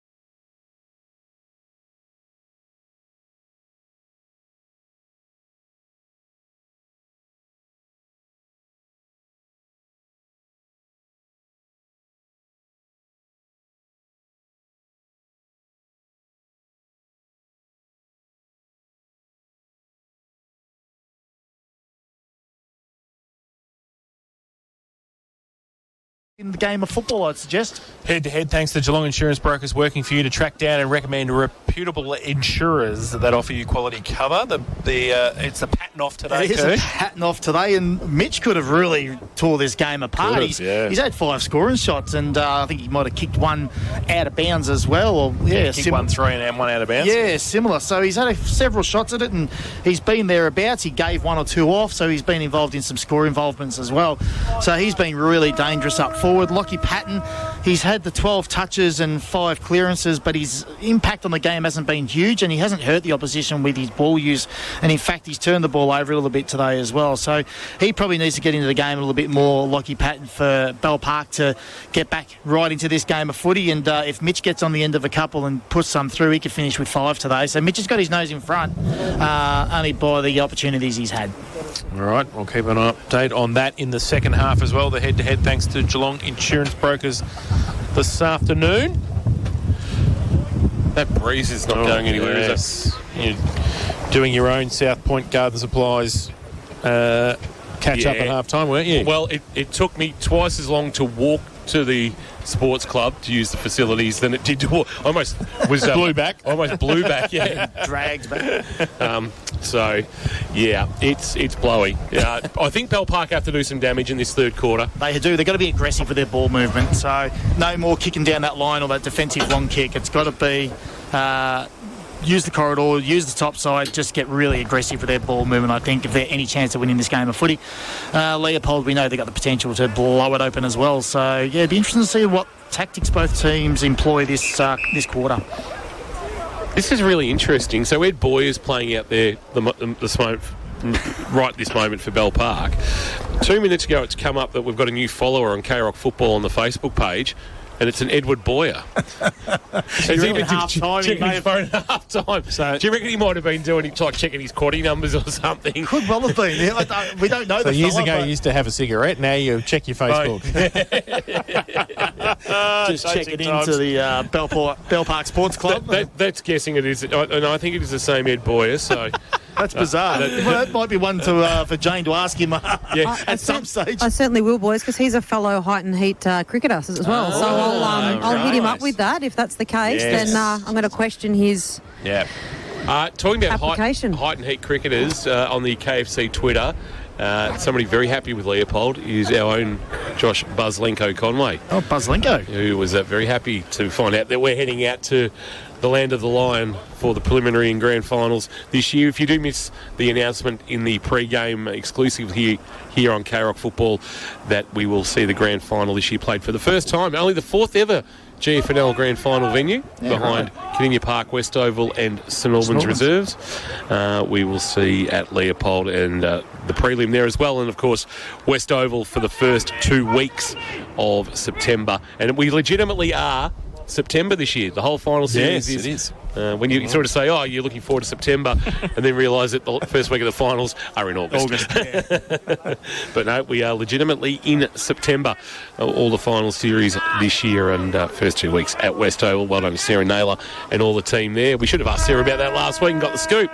Third quarter, thanks to Geelong Bank and their 1-2 home loan, 1% less for 2 years. We're underway in the third quarter. Here's Jace. Yes, and Tobin gets it down for Bell Park in the ruck contest. Payne wrapped up by Marcus Thompson, the pup ready to go in this third term. Puts the tackle on. The umpire will come in and throw the ball into the breeze again. Smith gets it down. Worm rides the Wagner bump and gets the kick away. Tate's handball was okay on the outside to Gordon. Goes towards half forward. It's a good kick to Scott, who's had a good game so far for the Lions. Will drive it from half forward. Scott's high ball. He'll use the breeze to pull it back into the right forward pocket. The marking target was Giddings off his hands. Ball rolls out the back. Thompson, tight angle, snap. Oh, wonderful. Absolutely sensational from Marcus Thompson as he kicks the Lammy's Tavern. Goal of the afternoon and maybe one of the goals of the year. Thompson found himself tight in the right forward pocket, no daylight to speak of, and snapped it over the left shoulder and through, and gives his team a 12-point buffer. Second of the afternoon from Marcus Thompson, and that is why he's one of the best in the competition, Kirsch. Absolutely he is. Everyone loves goal kicking mids, but as we spoke about about twice already today, his ability to go forward and kick goals. You know, it's good to see a midi hitting the scoreboard, but someone of his ability, that's fantastic to watch, and that was all class.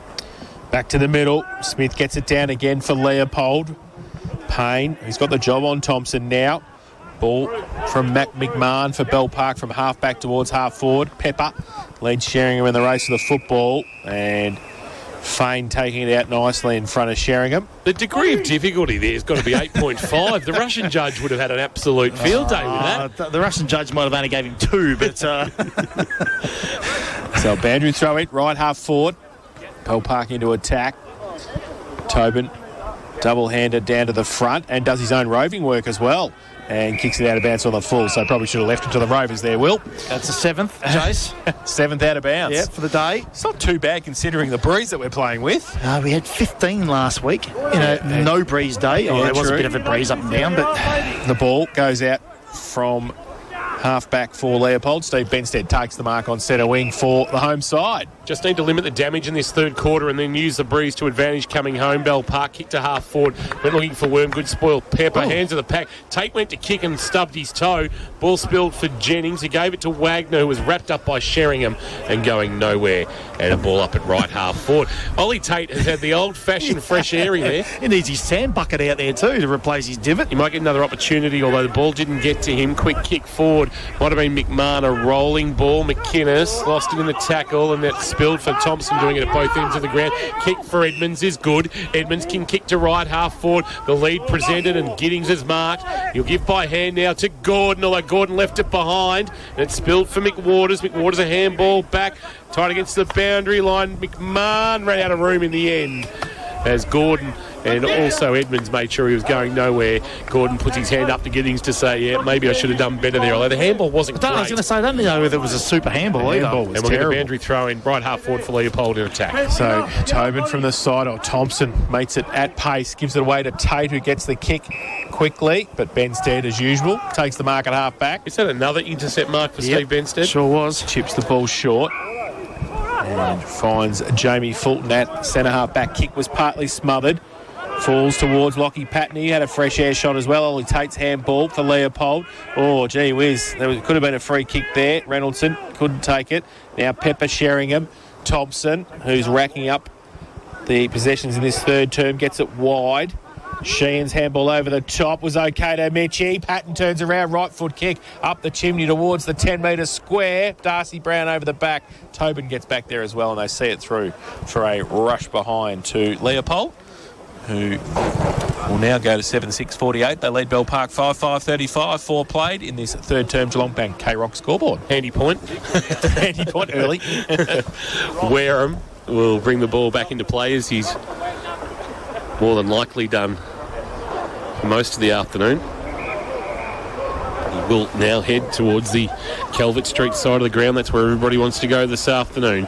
Off the hands of the pack, here's Worm firing to Sheringham. Sheringham gives it to the run of a man coming past him, Purcell. Purcell's handball backs at some sort of task there for Gilmore, who was taken, or Mark McMahon, I should say, was taken in the tackle by Ritchie, going nowhere. It wasn't a smart move. And we'll get a ball up just inside 50 for the Polders. Sheen to do the ruck work, winning the tap down, trying to get it to Marcus Thompson, who's been kept busy. Quick kick out of the pack by Ash, will tumble towards the right forward pocket and out of bounds for a boundary throw. In terms of skills, it's not one to go down in the memory bank this game, but you cannot question the effort of the players with this breeze. So boundary throw in. Leopold into attack. Right forward pocket. Ball in the contest. Lockie Patton on hands and knees. Gives the ball back to the umpire. So we'll have another ball up. Comes down. Tobin's hurt his leg as well in that ruck contest. We'll keep an eye on that for St John of God. He's still at the source there to do the ruck work in the right forward pocket for Leopold. Ballroom end of the ground. And going up, Giddings got it down for Leopold, close to the boundary line. Purcell lost it in the tackle for Bell Park. McWaters there as well.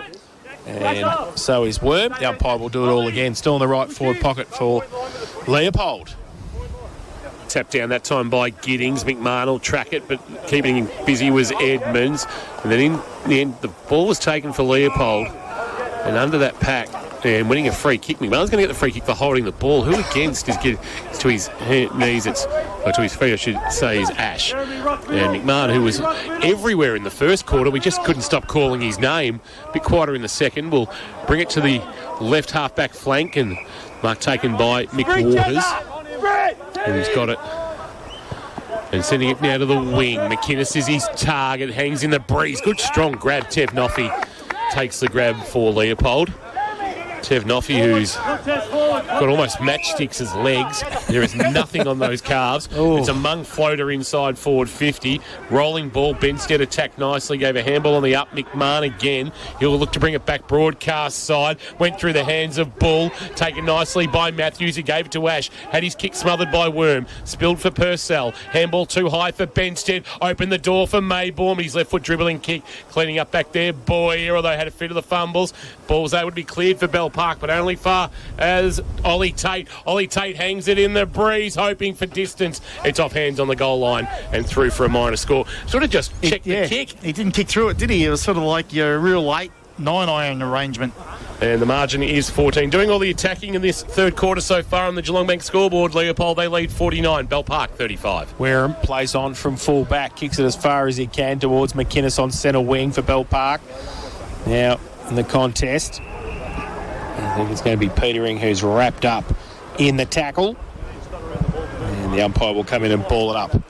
Between wing and half forward on the other side, on the outer side. Wagner gets it away, Tate by hand to Thompson. Influential in this third term. Long kick, 2-on-1, Patton front and centre. Can he pick it up past Benstead? He can't. He's wrapped up now. Wareham's over the top of him. Rides him like a horse. The fourth at Skipton. I don't even know whether there's a racecourse at Skipton, is there? There would not be. All right. Donald. If there was, it was a long time ago. Cressy. Lismore. Now there's going to be a ball up. And Tobin gets up high. Tate does well. Gets the kick around the corner to Ash, and he takes into Lane, and he takes the mark at centre half forward. And with the aid of the breeze, 50 out from goal. Has he got the distance, Kirsch? Well, I'm glad I asked you, Kirsch. That was really good. Well, he's actually not a bad kick of the ball, this bloke. So I'm going to say he has, from what we've seen today with Sam Scott in a similar position. You've mozzed him now. I have. Lane comes in, left foot kick, and he has kicked that out on the full by about 25 metres. That was rubbish. And the ball, even funnier, hit the car and then falconed the Bell Park player. Lockie Patton with the free kick for the Dragons in the right back pocket. We'll keep it to that Calvert Street side of the ground, and coming up, Worm judging the drop of the ball. Best took the mark. He wants the middle of High Sushi Oval. Just got it to Sheringham. He gave a handball off.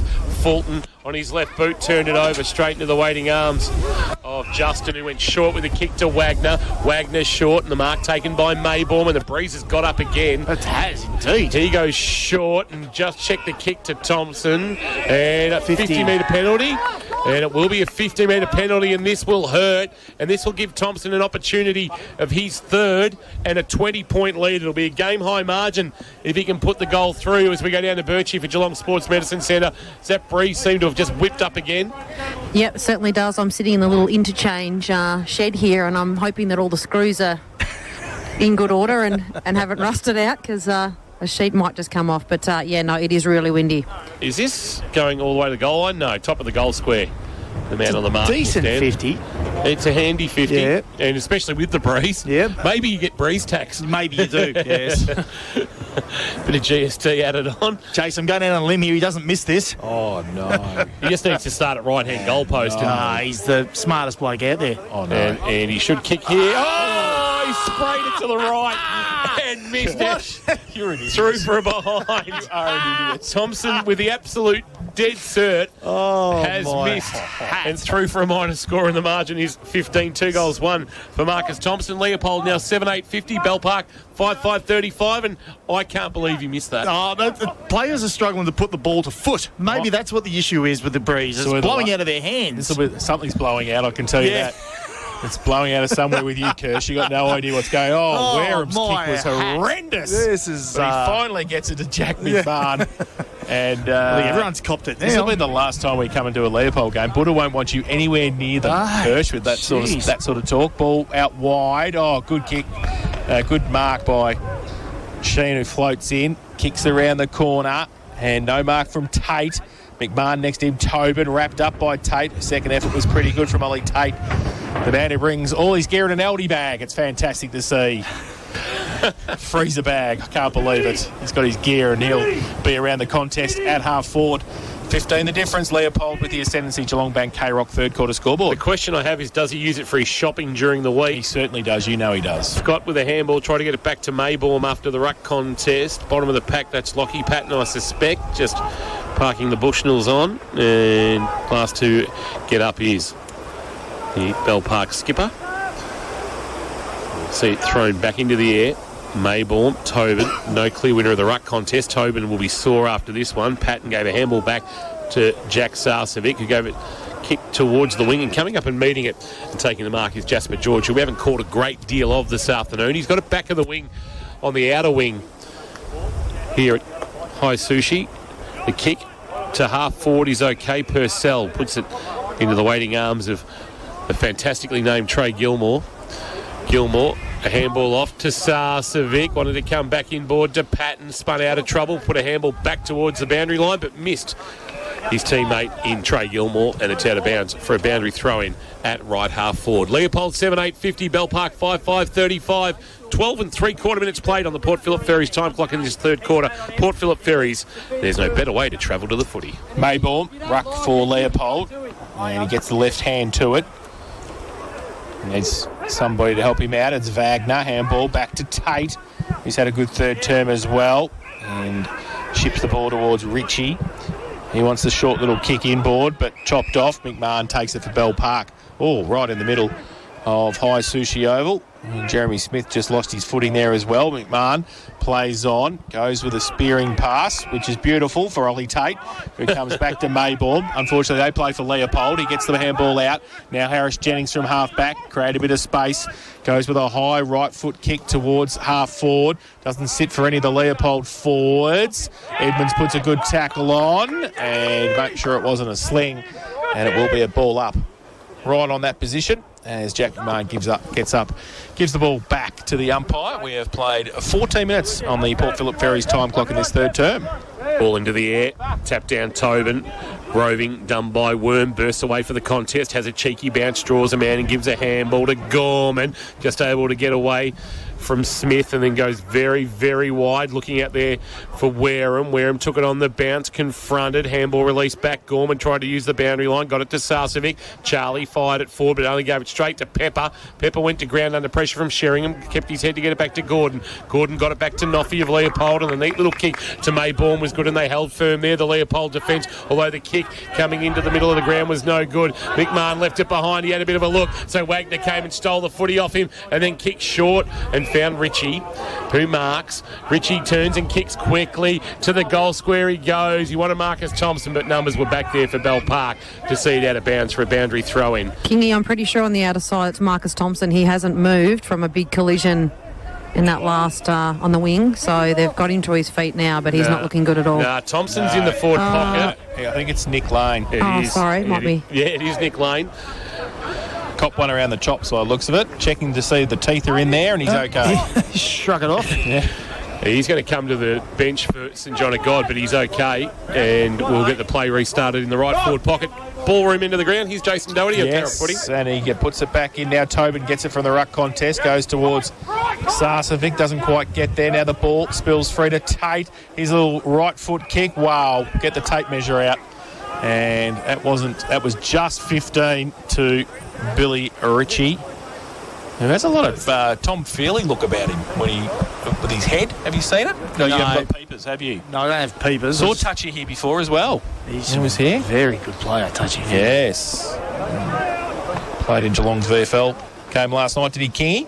He did, Touchy. He and Marcus Herbert. Yes, so got a 2-point win last night for the Geelong VFL. They'll be hoping that Billy Ritchie can take the margin out to 21. He comes in, and I think he's done well. He's brought it back beautifully with the aid of the breeze. So he kicks his first of the afternoon. And Leopold kicked their 8. They're 8-8-56. They lead Bell Park 5-5-35. Geelong Bank, K-Rock. Third quarter scoreboard. Geelong Bank's 1-2 home line, 1% less for 2 years. Joe spoke about it at half-time about what team is going to use the ball better and with their decision-making. And it's quite clear that Leopold are attacking the corridor every time they can and getting it to this broadcast wing. Whereas Bell Park, when they had ball in hand, even when they were in the corridor, they kicked it wide back out to that boundary, that defensive side again, and their decision-making's been pretty poor this quarter with ball in hand. Back into the middle. Giddings doing the ruck work against Tobin. Won the tap down to Wagner, but he can't release under pressure from Payne and Tobin. And we'll get a ball up. More importantly, the heat lamp's just starting to take effect. Oh, forgot to put mine on. Quick kick forward by Trey Gilmore, or rather Bull, I should say, for Bell Park. The ball sat on its point, gave Mirkovic no opportunity, but opened the door for Sheringham. Sheringham bursting through. They need this, the Dragons. They get one from the veteran. Nice finish from Jack O'Shares. And the margin is back to 15. They just needed that just to stop the momentum of the Lions. 6-5-41 now, the Dragons on the K-Rock third quarter Geelong Bank scoreboard. Geelong Bank's 1-2 home line, 1% less for 2 years. Leopold 8-8-56. And in the experts chair for the Sporting Globe, here's Matty Kershaw. You're right, Kingy. They just needed to get that one back so they get a bit of ascendancy going their way, because it was all really timing forward half for Leopold. And they're the ones that looked like they were going to kick away. But that one just gives them a little bit of hope and a little bit of belief. They trailed by 9 at three-quarter time last week and rattled off 7 goals into the breeze. Wagner from the middle for Leopold. His handball missed the target. Now kick off the ground by George towards half forward. Pepper leads Sheringham in the race to the football. Still across half forward for Bell Park. Jacko's over the top of it. Pepper comes in, and it will be now a ball up across that half forward line for the Parkers. 18 played. Port Phillip Ferry's third quarter time clock. Giddings gets it down. Comes towards Fulton for Bell Park. And the kick towards Sheringham again. He sort of had it and then he lost it. Big tackle on. Parker's forward line working overtime. Oh, coming out. Good mark by Ash. Wants to play on quickly. Goes towards centre wing for Leopold. Edmonds takes the mark. He can go further afield. He does. And the mark taken by the Undertaker. Right foot kick. Top of the goal square. Goes in that direction. Punched away by Boyer. The new Facebook lover. He comes out towards Richie again for Leopold. Patton Lockie for Bell Park. Pack develops at centre half forward now for the Lions. The umpire will come in and ball it up. That was a great hit by Ash before. Courage, considering he just got taken out in the outer side. Crucial 5 or so minutes coming up here late in this third quarter. Can the Dragons stay close enough? There'll be a high tackle free kick against Thompson on Fulton. And he'll take it. In fact, it's Mick Waters, I should say, with it. He goes laterally and wide, and Kershaw, I reckon, slapped the desk in frustration at the fact they've gone to the Calvert Street side again to McMahon. You go on the defending side. Are they trying to just defend and think that they're going to be close enough at three-quarter time? There's potential that. His kick is good. Mick Waters worked hard forward. He actually received the kick about 30 metres along, and he's got it. So just maintaining possession for the moment. A floater inside, forward 50, up with one hand, but no mark taken for Leopold by Cross. And it's at ground level and taken to ground. He's a little bit sore getting to his feet. Might be Justin. It might have hit the ground there. Umpire said no issues with the tackle. I'll ball it up. Tap down, Giddings, roving. Lockie Patton had his kick partially smothered and it deflected backwards into the centre square. Ash tried to get a handball away. Purcell did all right, fend, and then a kick into the left forward pocket. A rolling ball that Noffy will be first to. He'll have Fulton for company. Noffy might have a little bit too much toe. Well played, Fulton. Got him to the boundary line and then over the boundary line with a stoppage, and it's a push in the back. So a free kick. There's a bit going on there. They didn't like maybe Fulton's involvement. Marcus Thompson wanted to get involved. Jasper George is in there as well. And Tev Noffy will take the resultant free kick right in front of the Bell Park Sport and Recreation Club. He was short with the kick, and Thompson's just worked forward from that little fracas to take the mark. Don't we love the word fracas? I do like it. Ball towards half forward. Big pack there off the back. Tobin's handball. Now under pressure. Worm under real pressure. Took them on, 3 of them. And that's holding the ball. So Giddings will take the free kick for Leopold, right half forward. So good gang tackling there from the Lions, keeping the pressure on. He goes short. It's okay. Spears the pass and finds Nick Ash. Now he goes towards the top of the square, just sets it up. Benstead, oh, surprise, surprise. Steve's brought his own ball at half back and he takes the mark again. He goes short. They need to move it. They do now. Patton says, move! And he goes with a left foot kick into the middle, and it's all Leopold getting back there. Nearly a mark taken. Bell Park had one player, and they can get it out. It was Payne. Now they go towards Fulton, the don't argue. Drop the footy in the tackle. Umpire said play on. Luke Justin couldn't take it. Back to Payne. Got one high. The umpire said play on again. And there's a Bell Park player down back. I think Fulton, who was trying to do the don't argue, he's got up limping with a right knee. We'll keep an eye on that as well. We'll have a ball up on centre wing. Tobin, uncontested one, the tap down. Payne, a handball after a fumble. Patton had his kick smothered. Ball spilled for Maybaum. He kicked it up the chimney for Leopold, but sitting under it is McMahon, who's worked his way back into the contest. Been handy this afternoon, Jack McMahon. Called to play on, and he'll go very, very wide and stretching and marking his Wick Waters. Sounds like somewhere where you stay. We're going to head off to some sort of farm stay, Wick Waters. A high ball to right half forward, front of the pack. Lockie Patton brought to ground and going nowhere, and the umpire said it was touched. I'm not sure what the ball movement or the style they're going for, Bell Parker. You're right, King. It's like they're just trying to hold on till three-quarter time. Worm trying to burst his way through the pack. He couldn't get away. He's actually been pinged. Umpire's blown the whistle just as he got the handball away, and he said, no, you took too long in the tackle before you got rid of the handball. And Marcus Thompson, doing it all this afternoon, wins himself the free kick just inside the back pocket. So Pup goes towards half forward with the kick. Over the back, Purcell for Bell Park. Goes out wide again, Calvert Street side. Lockie Patton takes the mark. Just holding it up, he chips the ball over the top. And running it into some space and getting the ball is Jackson Gorman. So he's right on centre wing on the outer side, called to play on. Goes with a wobbling punt towards half forward. No mark taken, side of the pack. Bell Park, high kick back inside towards the top of the 10-metre square. Handball from Pitcher. Needed Maybaum in support and got it. Oh, he's under pressure. He draws the player. Handball missed. Sarcevic fell over, but then got around on the left foot. Then his kick was smothered as well. So Leopold working overtime in defence. They might be able to get it out. Can they?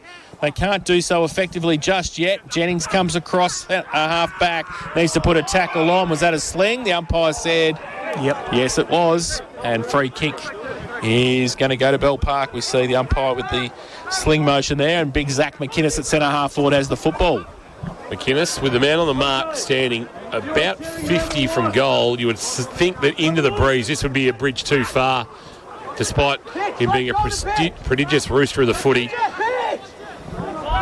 He's a little bit tentative with what he's going to do, so he just sets it up into the forward pocket. Giddings comes up, can't mark for Leopold. Front of the pack, made for Patton. Patton with a left foot snap. You knew as soon as that front and square happened that Lockie Patton was going to snap a wonderful, classy goal, and he does.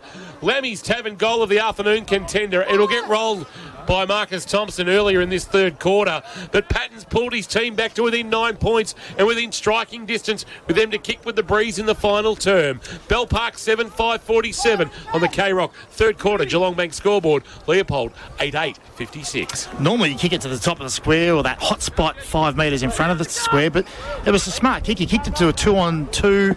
They had the +1 at the bottom of the pack, and that was Patton who kicked the goal. So it was a clever kick in the end. Back to the middle, Tobin. Jennings gets it down, does his own roving work as well. In fact, it's Giddings, who got a high tackle, but the umpire said he dropped the ball. So, free kick going to go to Ned Payne. He just chips the ball dangerously to McMahon. Had to make good, and he did. And on hands and knees, gets the handball away towards Gorman. Back to McMahon, mucking around with it. Short little kick might be okay. And give it to the safe Wareham short. Now Isaac Wareham back end of centre wing. Broadcast side.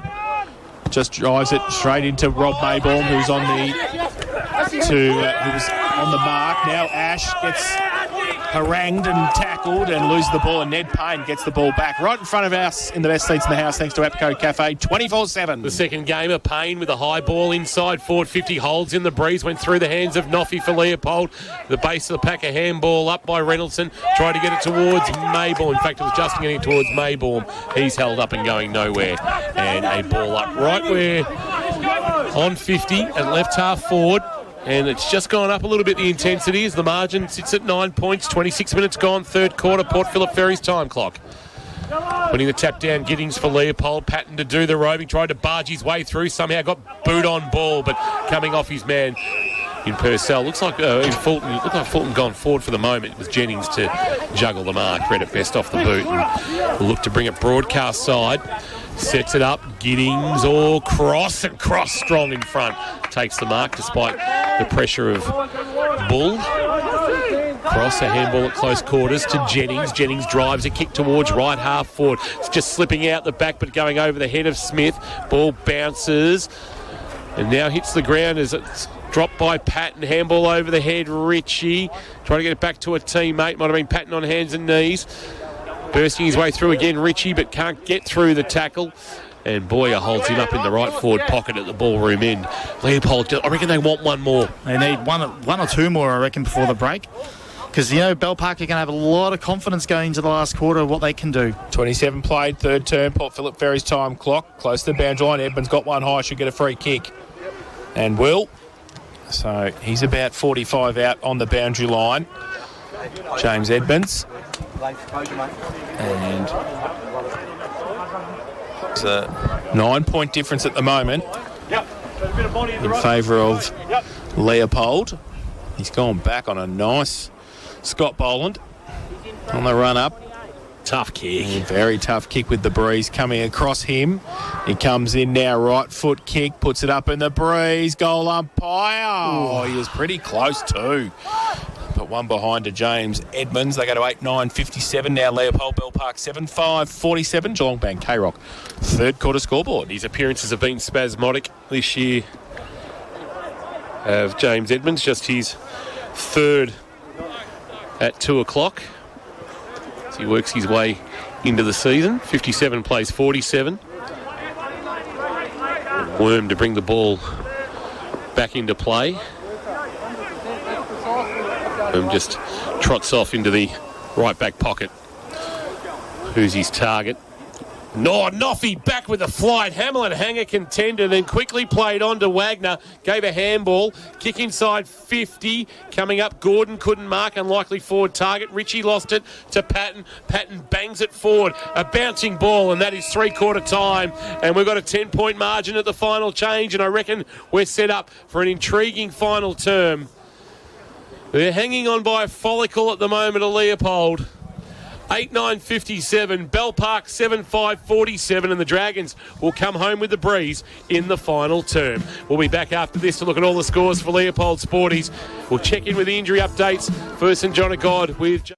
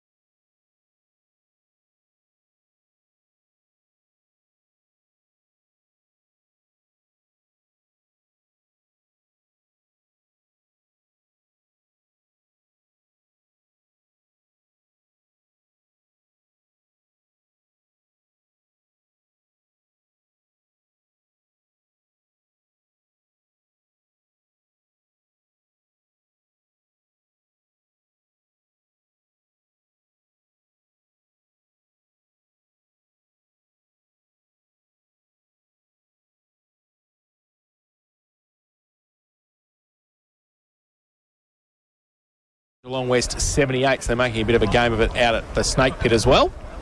And not sure whether Birchie's gone down to Gary Hocking or not. We might let Birchie follow Butter off the ground and go down to Birchie now for Geelong Sports Medicine Centre. Yeah, Butter, you probably would have wanted to be a little bit further in front against the breeze in the last, but both teams have been able to score into the win today, which is good news for you. And what was your key message at that last change for the boys to get across the line today? Well, we've made a change. We're going to throw Nofi forward, who's been playing back, so we need some aerial. We need some ground ball presence in our forward 50 because they've been beating us at the fall of the ball in our forward half, so hopefully Nofi can mark the ball or provide a contest. We're going to get numbers there, switch the ball down back, so we're going to use the width of the ground. And I didn't have anything written on the board. I think it just comes down to a contest and how tough you are. And we've got Daniel Pitcher's 100th. We talked about pre-show. We want to win the game for him, and it's a milestone we want to celebrate. So we've just got to get tougher and dirtier inside, try and put Patton away. Wagner will go to him, try and put that away, and then try and win the game from there. Jane? Thanks for sharing so much, Buddha. Thank you. Fantastic insight from Gary Hocking there for Geelong Sports Medicine Centre. Bang, this is the move we've made. Yep. We've sent Noffy forward. Now, that'll be picked up very quickly by the Bell Park coaching staff. Geelong Sports Medicine Centre, great to have them on board. Your ultimate destination for health, fitness and recovery. Carrock football bringing the boundary rider, Jane Birch. Around the grounds at Leopold Sporties in the Ballerine. I know people interested in the scores there, Jace. Yes, Model Warrior 74, Geelong Abbott 54, Drysdale 84, Ocean Grove 42, Port Ellington 25, Bowenheads 125, Anglesea 48, Newcombe 30, Queenscliff 53, Torquay in control now 71. So it looks like that challenge has gone away from the Barracudas, and in the GFL round 9. Bannockburn 73, Winch 65, Geelong West 37, Werribee 59, Bellpost Hill Inverleigh 16 to 15, 36 Anarchy, North Geelong 15, East Geelong 41, Thompson 96 and Cryo 86 lead Belmont 36. Big win coming for the Devils. Final quarter here though, thanks to Harvey Norman. Here's Jace. Yes, through the middle, Will Tobin for Bell Park tries to push it on. Sarcevic gets the kick off the ground towards Sheringham at half foot. He just toe poked it towards George, comes out towards him now. He can't pick it up. Ash for Leopold gets it away by hand to Lane. Oh, coming across the top was Tobin. Now Lockie Patton for Bell Park back inside. Merkovich got paid a third of a mark. You can't pay that. Well, you can call play on. You can just say play on. Yep. So the umpire has paid it, and Merkovic has gone back for a set shot from 50 out. And it was less than a third of a mark probably. But anyway, he's coming in. He has kicked one goal this afternoon. He hasn't kicked a second with that. It's off hands at the back. Oh, gee whiz. And at the back of the pack there was Worm. But it's through for one behind. So Bell Park start the final term 7-6-48 now. They trail Leopold 8-9-57. Harvey Norman K-Rock. Final quarter scoreboard. Trailed by 10 this week, trailed by 9 last week, and kicked 7 in the last quarter. 7-1. In fact, the Dragons to get over the top of Geelong West. Gordon to bring the ball into play for Leopold. They'll attack this broadcast side. The one-on-one is Sheen and Tobin. Sheehan stood tall. Took a good mark in a one-on-one. The Undertaker. Sheehan went to step around the man on the mark, had a fumble, and then had to come back the other way towards the boundary line and did so successfully to Edmonds, who's marked just back of the wing. He goes short, and the mark taken by Richie. Feigned a handball to Justin. Called to play on now. Sends a kick towards forward 50, but judging it best is Purcell, who stretches and marks for the Dragons at right half back. So Noffy has gone forward, as Gary Hocking told us, for Geelong Sports Medicine Centre. Kick to the wing by Purcell over the head of both McWaters and Tobin. To the boundary line it goes. George is buffeted by Sheen with a little bump that says he go through the gap in the fence rather than into the fence. And we'll get a boundary throw in at true centre wing, or maybe just slightly forward off, favouring the Dragons in this final quarter. It's gone 2 minutes on the Port Phillip Ferries time clock. So boundary throw in. At the back, punched away by Sheehan. McWaters across centre wing. Needs some support. Sarcevic travels with him. They see it over the boundary line again. Ollie Tate right there for Leopold as well. And we'll have a boundary throw in. Yeah, the 10 touches and 5 clearances in that third quarter, Lockie Patton. So hence the move for Hocking to go and put Wagner on him. Yep, he's following him right around at this contest. Tobin and Sheehan, short boundary throw, nearly hit Sarcevic on their head. Tate's handball was good forward to Gordon. He goes long with the kick. Patton to run at it. Mitch comes out, can't take the mark. Nofi at the back, gets it away. Now kick around the corner, inside 50 for Leopold. Sits beautifully for Nikosh. Gets a push in the back and gets the kick away. Will take the free kick. As he got the kick towards goal, he got pushed fair and square right in the back. And Nick Ash will take the free kick 30 out from goal, directly in front. He's been all right today, Nick Ash. A couple of those smaller players have been all right. Edmonds has been all right. They've chipped in where they've had to. This would be a good way to finish it off, though. Ash is one of those players that will find himself maybe on the fringe when numbers roll back. Yep. Thing that helps him is a one-pointer. And making every post a winner today, he is. For his second of the afternoon, he comes in. The goal umpire does not move that far, which is a good sign for Nick Ash, and he kicks Leopold's ninth. They go to 9-9-63, and they take the margin out to 15 points. Bell Park 7-6-48. Harvey Norman, K-Rock. Final quarter scoreboard and the experts chair thanks to the Sporting Globe. Watch every Cats home and away game at the Sporting Globe Geelong. Here's Matt Kershaw. Bring it back to that stoppage, Jason. You called it out of the stoppage. That clearance by Ollie Tate. Just a rocket handball to move it forward. It was terrific play, and that's just the smarts you need around a stoppage to get that ball inside your forward 50. Crucial first goal into the breeze belongs to the Lions. Now it's back on the Dragons, who have moved Worm into the middle from the ball up, as they did it last quarter last year. Sheen went to kick it forward, but had a fresh airy. Sarcevic looks like he's gone to the middle. That's Jack. Pulls a kick towards left half forward. Free kick going to Merkovic. He's got it just outside 50. Looks left, looks right, and now called to play on. Drives a kick to the goal square. What's he got? A defensive spoil coming from Harris Jennings, who tries to knock it towards the goal line. There's a bit going on off the ball, and it's going to be a free kick, I reckon, against Patton, going to Wagner for Leopold in the right back pocket. He chips a kick over the top, and that breeze is really blowing here at High Sushi Oval to Pitcher. Pitcher it in the right back pocket. Sends it to half back. Kick out a bit too much on it for Sheehan. Tobin head over it. Got some friendly fire from Benstead, and he's down for St John of God, and it's out now for Noffy. So Noffy gets it out now, and they go inside 50. Leopold, Patton in front. Read it the better, was always going to fall short. And he took the mark inside 50, plays on, wants a goal. Open goal square, goes back and goes, well, doesn't actually make the distance. And running back with it was Jai Cross. He couldn't get there in time and through 4-1 behind to the Polders. His fourth point, Jace? Yes, it is 1-4, Mitch Patton, and they go to 9-10-64, Leopold. Bell Park 7-6-48. You'd like to think he might have been in two minds because he had some offside runners coming down the wing into the forward 50, but knowing he's a true forward, he would have had a shot. Straight down the middle, Wareham towards the centre of the ground. Ball spills free. Bell Park just want to get it forward. Tobin's recovered. He needs to chase it down. Getting across there. Can he pick it up, though? Nofi comes the other way. Doesn't stick the tackle. Comes to McInnes. He's wrapped up straight away. The ball was just given to him, rugby league style. Couldn't go anywhere, and we're going to have a ball up just forward of centre wing for Bell Park.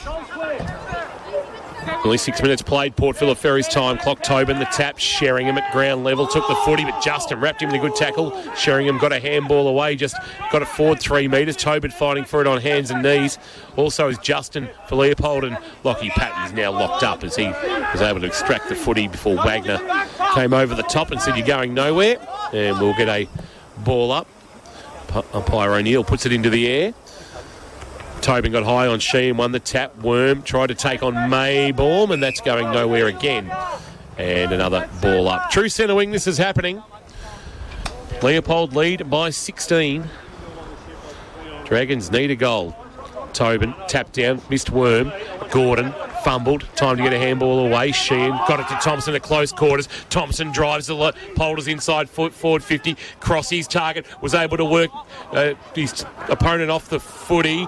Chance now for the Lions to get a goal, but Boyer was able to knock it through for a behind after the handball came out from Patton, or rather Cross I should say. The margin is 17. Darcy Brown fighting hard back there as well, and they're doing all the attacking. Leopold, can they deliver the knockout blow into the breeze? Well, they've had a lot of almost moments, haven't they? The ball just not bouncing their way, or they just can't get clean possession. Wareham kicks it in again. Over the head of a couple of players. McInnes on centre wing, needs some support, gets it towards George, comes in. Oh, he's in trouble too. St John of God will keep an eye on that. Comes to the back of the pack. Pepper over his head, goes towards half forward for Bell Park. Fulton traps it, then gets it out, shuffles it out. Oh, the handball sort of came, sort of didn't from Gilmore. And he turns it over, and now Marcus Thompson at half back. He chips the ball laterally and finds Pitcher, goes to the outer side, half back flank. Nick Ash picks it up and he goes back inboard. Wagner takes the mark. He gets it back towards Marcus Thompson. They're just tacking in and out. Leopold Jasper George is being looked after by the Bell Park medical staff for St John of God right in front of us. He's barely moved since that contest about 45 seconds ago as the ball gets to half forward and is marked by Giddings. Keep an eye on that, Birchie, although it's about 8 metres away from our vantage point here, so hopefully the young fella's okay. They're just supporting his neck at the moment. They will have to stop play at some stage, although right now the play's nowhere near, so they are continuing the action in the middle of the ground. And another sore Dragon after a hip and shoulder. Kingy, he's conscious, he's talking to them, and they're just trying to make sure that his neck and head are okay. He's sitting up now, so that was a really, really heavy collision. Yeah, right, so they're still supporting him. He will be coming from the ground and I suspect won't be playing any further part today, or we won't be seeing him till after the bye. He's really wonky on his feet. That's not a good sign for Jasper George. We hope he's okay. He's in good hands. The Bell Park medical staff will get him from the ground as we have now got play stopped for St John of God. Never like seeing that. There was nothing untoward. It was just a heavy collision, two players, and Jasper George came off second best, unfortunately. Play has resumed. Tobin won the tap down, but Wagner did the roving for Leopold. Inside forward, 50. Thompson, handball. Patton on his non-preferred left. Maybe this time. Oh, Mitchie boy with the left foot snap from 35 for his second of the afternoon and a game-high 23-point lead. And that might just be enough for the Polders, as I reckon that breeze might have eased slightly. 10-11-71, playing 7-6-48 on the final quarter. Harvey Norman, K-Rock scoreboard. Well, if Marcus Thompson's was good, that was just as good from Mitch Patton for Lammy's Tavern. It's still not beating Marcus Thompson, but the reason you go uh-oh is because you've got two players in the vicinity of a ball 35 metres out from goal. That's what the opposition will be saying as well. Uh-oh. Down in the middle. They run free again, Leopold. Scott gets it towards half forward. Mitchie's on fire again. Taps it back beautifully to Edmonds. 45 out off a step. Right foot kick. And he has hit the post. It was a pretty good kick into the breeze off one step from Jimmy Edmonds. And they put some excitement into this game all of a sudden in a 3-minute period. 10-12-72 Leopold Bell Park, 7-6-48 Harvey Norman. K-Rock. Final quarter scoreboard. Wareham goes bang up the middle looking for a mark. McInnes and Worm neither could mark it. Rolls all the way behind the centre wicket area into the arms of Matthews. He just puts a kick up, and standing under it, McWater surely will get a free kick end or a mark. It's paid a mark. Held his ground well then. They're doing to Bell Park what Bell Park did to West last week into the breeze, as the kick wide from Worm has gone out of bounds on the full, and will be a free kick to Gordon. Gordon laterally, I reckon the Leopold bench let him know about it too, as Maybaum has got it. He goes short to Scott, who marks at almost at the point of the square at left half back. He gives a handball, side door. Jennings pulls the kick towards Giddings. Spoil Brown, ground level. Brown will do the recovery first. Giddings over the top, managed not to give away a free kick. Benstead dived on the loose footy. Tackle laid by Thompson, and a ball up just inside 50 for Leopold. So Leopold into the breeze have kicked 2-3. Bell Park have only managed the one behind kicking with it, and Thompson's grabbed it out of after the ruck contest and jammed it on the boot, missed to the left through for a minor score, and that might be the handy point as the margin is 25. Thompson now with 2 goals, 2 by my count. 10-13-73 Leopold, Bell Park 7-6-48 on the final quarter. K-Rock, Harvey Norman scoreboard. Harvey Norman, Cryo and Warren Ponds.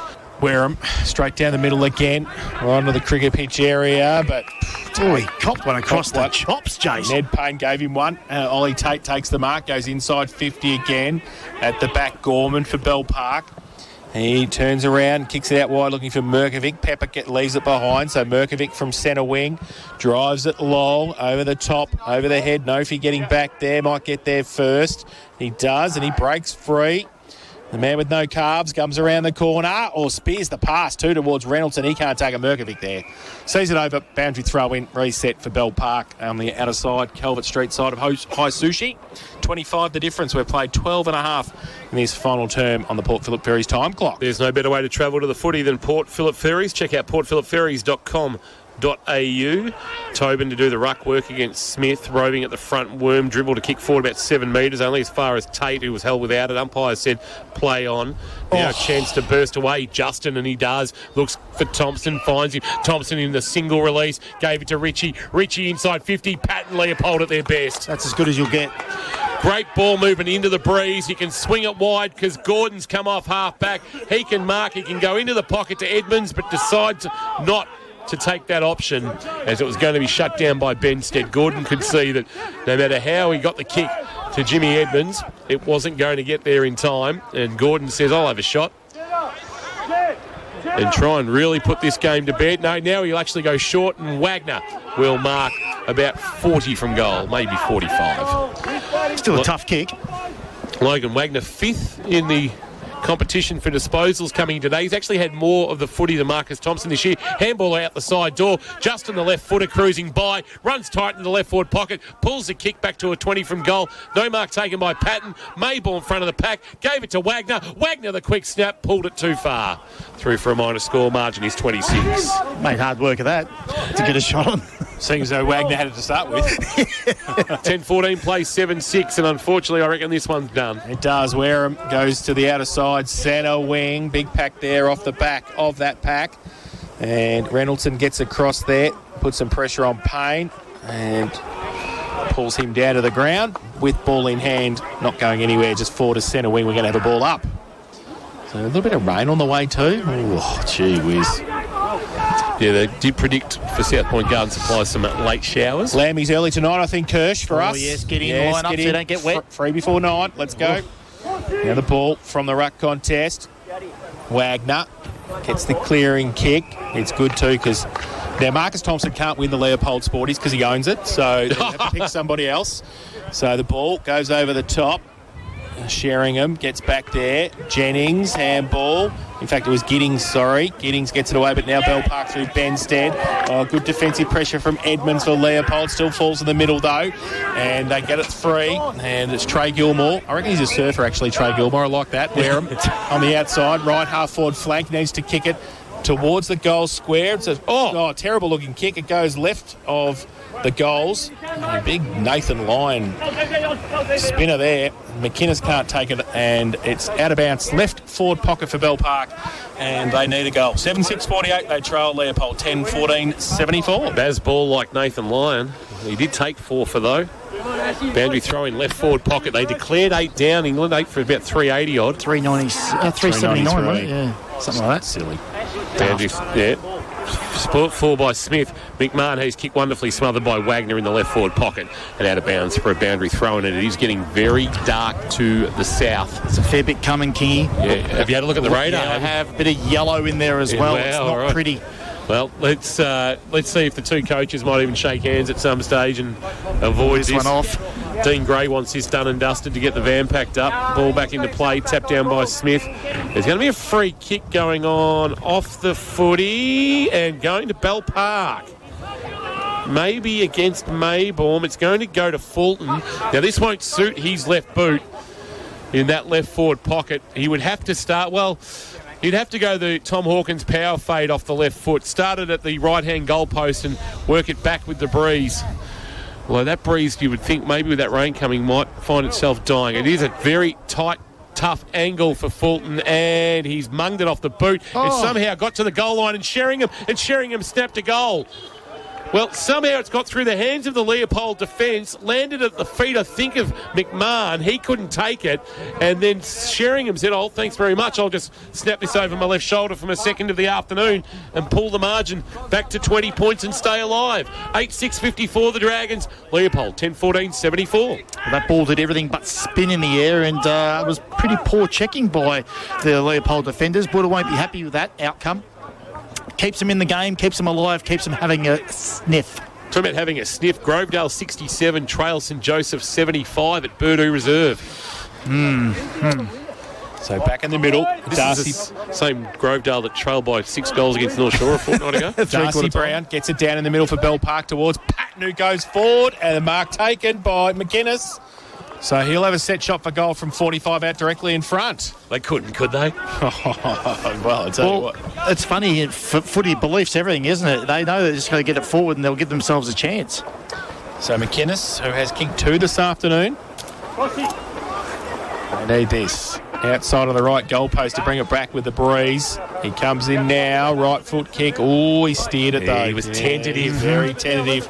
Pushed it to the far side, didn't kick through it. 2 goals, 1. His tally. 8-7-55, Bell Park. They trail Leopold 10-14-74. Harvey Norman, K-Rock. Final quarter scoreboard. Yeah, they're just opportunities you've got to take. I can tell you it is raining at Birdoo Reserve. And coming this way, I'd say the wind will change at some stage. Gordon into the right back pocket, he runs and then drives it towards the half-back flank. Numbers are there for Bell Park, including Payne over the top. Brought it to ground only as far as Wagner, though, for Leopold. He's kicked to the wing, intended for cross. Wonderful defensive spoil. Wareham getting across to fist it out of bounds and over those beautiful white pickets that now ring High Sushi Oval. Better than the old... Well, it wasn't a cyclone fence, it was just the poles. Metal pole, wasn't it? Yeah. But this white picket arrangement is unbelievable. Will we see sponsor signs on these things or not? Do you think they just leave them white? No, not sure what the ruling would be there. Is Wagner again, who's been heavily involved. Leopold Sporty's contender. Kick inside 50, Maybaum and stretching Giddings. Geez, he's versatile, Giddings. Behind the footy in the ruck or coming up and taking a mark on the lead. The Portland product. Sends it into the pocket, and Sheehan's got it, and the Undertaker can go back and bury Bell Park. Nice. Nice. I like it. Noffy's gone back behind the ball, so that experiment lasted all of 10 minutes. We're using cross. They are. They've got a bit of flexibility to do that, haven't they? You just spoke about it then, Kingy, with Giddings and these type of players. It can make it dangerous, unpredictable. Sheen to tip the last little bit of dirt into the plot. Has pushed it across the face. In fact, he's missed everything. It's rolled towards the boundary line. Patton can't keep it alive for the Lions, and he sees it out under pressure from Purcell, and we'll get a boundary thrown in the left forward pocket. Unless divine intervention took place here as it gets very dark at High Sushi Oval on the shortest Saturday of the year, it's going to be a Leopold win. They're going to improve to 6-3. Boundary throwing. Ball from the ruck contest in the left forward pocket. It's going to be the second effort because Lockie Patton had Logan Wagner riding him. All things being equal, they're 7-3 going into the break, Leopold, because I'll beat St Albans next week. On the ball through the middle, Wagner does well, gets it away to Sam Scott. Sam Scott puts a little bit of icing on the cake. His second of the afternoon. He's able to run past the contest. Wagner, the little German piano tuner, gave him the ball. He kicked his second, and it's the 11th for Leopold. 11-14-80. They lead Bell Park 8-7-55. Harvey Norman, K-Rock. Final quarter scoreboard. We spoke about goal-kicking mids before the game and how important Marcus Thompson can be for this side kicking goals, but you chuck in Sam Scott and Wagner and these types that hit the scoreboard, Nick Ash, these little blokes that kick goals. That's really exciting for the Leopold Footy Club. They don't rely on the big marking targets. A handy return to the club this year is Scott. He's bursting his way through in the middle, lost it in the tackle. Ash, who's been good this afternoon with a couple of goals, slung off the kick. Ball spills for Payne. Kick inside 50 for the Dragons. Coming up but not marking was... Innes Hale. Well, there's going to be a free kick for a hold. Coming up early, you can tell Fulton is really sore. That's why he's had to spend a lot of time forward rather than in the midfield where he's done his best work. But McInnes was held by Noffy. A sling is what the umpire's saying. And he'll have a shot at goal to keep the door slightly ajar. He had the opportunity before Zach McInnes to really turn the pressure back on. It would have got the margin back to 14 points, but he missed to the left. Let's see if he's a little bit more confident in his approach this time. It was a real stuttering approach before. This is not much better either. He pokes at that one, but he pokes successfully and puts it through for his third of the afternoon. A fair debut, you would have to say, for Zach McInnes. And we'll go back to the Falcons next week with plenty of confidence off the back of this performance, as he's kicked 3 in his first appearance in the GFL senior ranks, and Bell Park have kicked the goal. They're 9th. They're 9-7-61. Leopold 11-14-80. The margin 19. 22-minute mark. Still time, but we need to get a lot done very quickly. Yeah, a lot of quick ball movement. Maybe he's just getting ready for Tasmania next week. There's wind and rain on its way and the cold weather. Yeah, good luck with that, Kurt. Enjoy that. Going on the Spirit, that'd be fun. I would have thought. Ball from the middle, Tobin. Tate's in there as well. Tate wrapped up by Tobin. Ball's not coming out, and the umpire will come in and ball it up. Will Tobin's going to sleep well tonight, I tell you. Jack Sarcevic a bit sore in back play. So another ball up. He goes up. Shane gets it down. Lockie Patton, handball. out. Leopold's got 3 there. Marcus Thompson's one of them. Gets it away to Pepper. He goes towards centre wing. Good mark by Giddings, who's been good today. Connor Giddings from centre wing goes towards half full with a kick. That's a great kick. The Undertaker takes the mark. Plays on quickly, wheels around. Oh, the Undertaker! Kicks into the social club. My car's parked over there. Be careful, brother. The Volvo? Mrs. Doherty only lets me have that on special occasions, Tom. My sushi oval is not a special occasion. You'd know you had the Volvo, you'd have the gloves. And the hat. I tell you what, I wish I had the pipe. Wish I had the gloves today. Bell Park free kick. Stop taking it out of me. Well done. Patton's kick will flirt with the boundary line. No mark taken there. Next to the boundary line by Gorman. Scott wrestled it away from him for Leopold. Snapped it towards about 20 out from goal. Looking for Wagner. Couldn't take it on the bounce. Edmonds picked it up off the ground. Got dumped by McMahon about 20 out from goal. Here's Wagner bursting through. Wonderfully tackled and brought to ground. Or is it a trip? It's a trip against Gorman. Just the tackle slipped down below the knees, and that's a trip, and that means Logan Wagner has a chance now to put the final nail in the coffin. He's kicked 2 behinds by my count this afternoon, Logan Wagner. He's been fairly prolific this afternoon. Would be well and truly in the thoughts of Kirsch for the Steamatic standout or Birchie for the Leopold Sporties player of the day. Logan Wagner got to spend some time at VFL level with Werribee. Played a couple of games for the Gold Coast too during the COVID hit 2021, and this to finish things off, and he goals. Playing game 86 this afternoon. He kicks goals 63 of his GFL senior career. And the margin is out again to 25 points. 12-14-86 the Polders. The Parkers are 9-7-61. And the lights are on here at High Sushi Oval. I was just about to say, Kingy, it's got dark and then the lights have just popped on at the same time. But again, just more forward pressure then by those small mids that get down there around that stoppages, that contest. And just it was a contested possession. And he just copped one a bit low. But yeah, he's a beast, Wagner. Absolute beast. So back to the middle. The Undertaker versus Tobin. So the Undertaker versus the funeral director. I like that. Goes up and Sheen gets it down. Patton, Lockie, wrapped up by Sam Scott in the tackle. Bell Park adopted a +1. Might be a bit too late for that.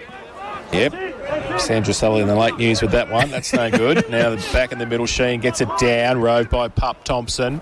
Gets towards half forward. Runs free. Edmonds, 50 out. Just brings it back towards Mitch Patton. Got one high. The umpire said play on. Wagner's down there as well. Bit of a don't argue action by Edmonds again. Handball back in board.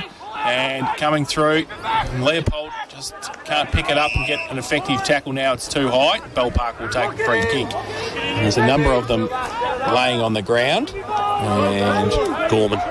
I think it's actually coming back to Sarcevic, and it'll be Jack Sarcevic with the kick in the last line of defence. Across the face of his defensive goal, puts it into the path of Wareham. Rolling ball out of bounds, boundary throwing. It has got very, very dark. We've played most of this game in sunshine, but the cloud cover has started to roll in from the southwest, and that can only mean something very ominous when it comes to precipitation.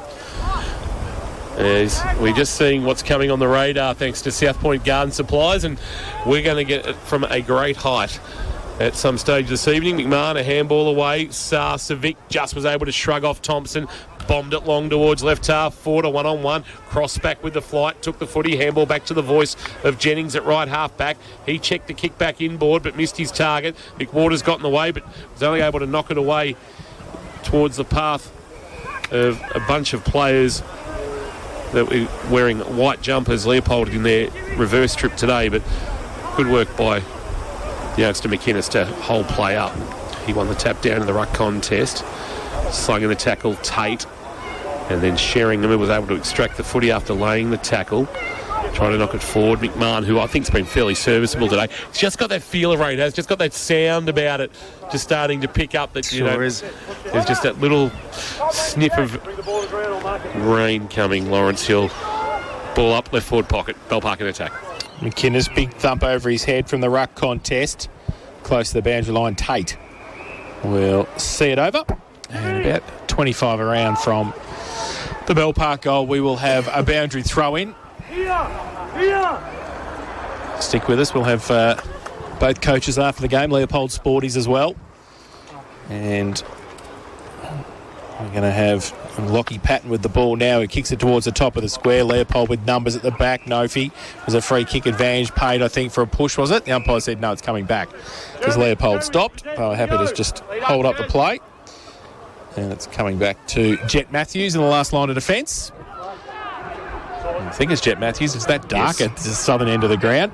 But he's got it now, and he'll drive it. Right foot kick towards half-back. Big pack there, going up. Oh, Nofi in the middle. Does well. And he's taken the mark at half-back for Leopold. Been a handy acquisition returning to the club. Didn't play any senior footy before going to Drysdale, where he won a best and fairest about 4 years ago. But he's back at Leopold, and a handy inclusion as a one-pointer into the setup of Gary Hockings. Short kick to Scott, who's another handy return to the club this year. Across the face of his defensive goal. Tate, his intended target. McMahon front on, did well to spoil and not give away a free kick.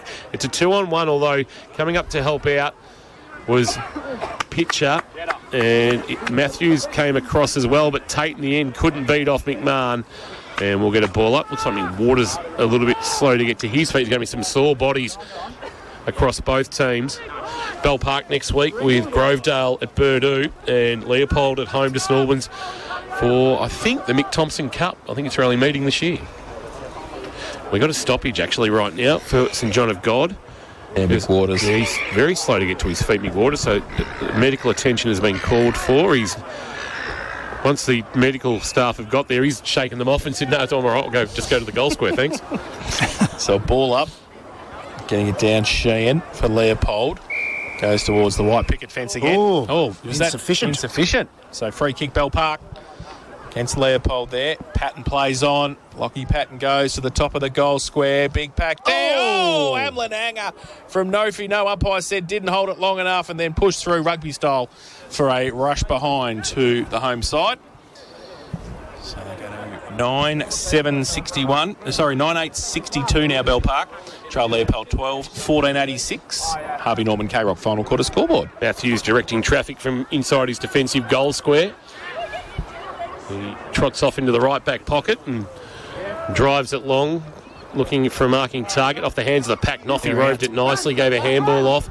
Chance for Giddings to run, and then a kick to half forward wanting Edmonds on a great kick. Gorman played it well, spoiled and then found it on the bounce. His kick to the middle is okay. Mick Waters with room to move, sends a kick very wide to the veteran Sheringham. Sheringham can run to about 45, pull the trigger on the kick. Will the breeze work for him? No, it stayed right and through for a minor score as Jackson Sheringham went looking for his third of the afternoon. 2 goals, 1 for the 129 gamer, the former Cat. And the margin is 23, 12-14-86 Leopold, Bell Park 9-9-63, 31 minutes almost ticked over on the Port Phillip Ferries time clock. Port Phillip Ferries, there's no better way to travel. And Jet Matthews called to play on. Runs to the back pocket, goes to the outer side. Ball holds up, no, if he gets there first, takes the mark. Scores level at Grovedale, 81 apiece. It is indeed. I've got messages coming at me left, right and centre on the personal KFC. I think the Teary one's sending a few too, so it goes up towards centre wing. Grovedale couldn't play in another draw. We're getting different messages, you and I. The ball at the back, Tate. Kick around the corner from Pepper towards Scott. 2 St Joseph's people, 1 Grovedale person so far. Back to Thompson. Matthews, you two just wax lyrical. I'll worry about the footy. Now comes back Tobin. Tobin now for Bell Park goes inside 50. It's a 2-on-1. The one was McMahon. He did pretty well in the end, and then he gets absolutely pushed over the boundary line by Nofi, and it will be a boundary throw-in. Half forward flank, Bell Park into attack. Grovedale goal up. Wow, that would be some sort of upset. Talk about tipping the season on its head in some way, shape or form. Tapped out at the front by Sheehan. Ball rolls into the left forward pocket. Sheringham with the outside of the right boot, a soccer kick, but it was picked up by Marcus Thompson of Leopold. High kick to half back, lands safely on the chest of Maybaum. This can't have much longer to go. We've gone 32. He's kicked to centre half back, and there it is, Siren. As he went looking for Gordon, Benstead fisted, and despite the efforts of Bell Park, valiant again, we've seen real improvement out of the Dragons. Leopold's experience holds sway, and they walk away with a 23-point win, improved to 6-3. Bell Park are 4-5. And the Lions, with St Albans next week, all things being equal, they pick up the 4 points there. Should go into the final break and start that 8-game burst to finish the season before finals with a 7-3 record and in position to play finals again in 2023. Things starting to click for last year's grand finalists, and they've got reinforcements to come.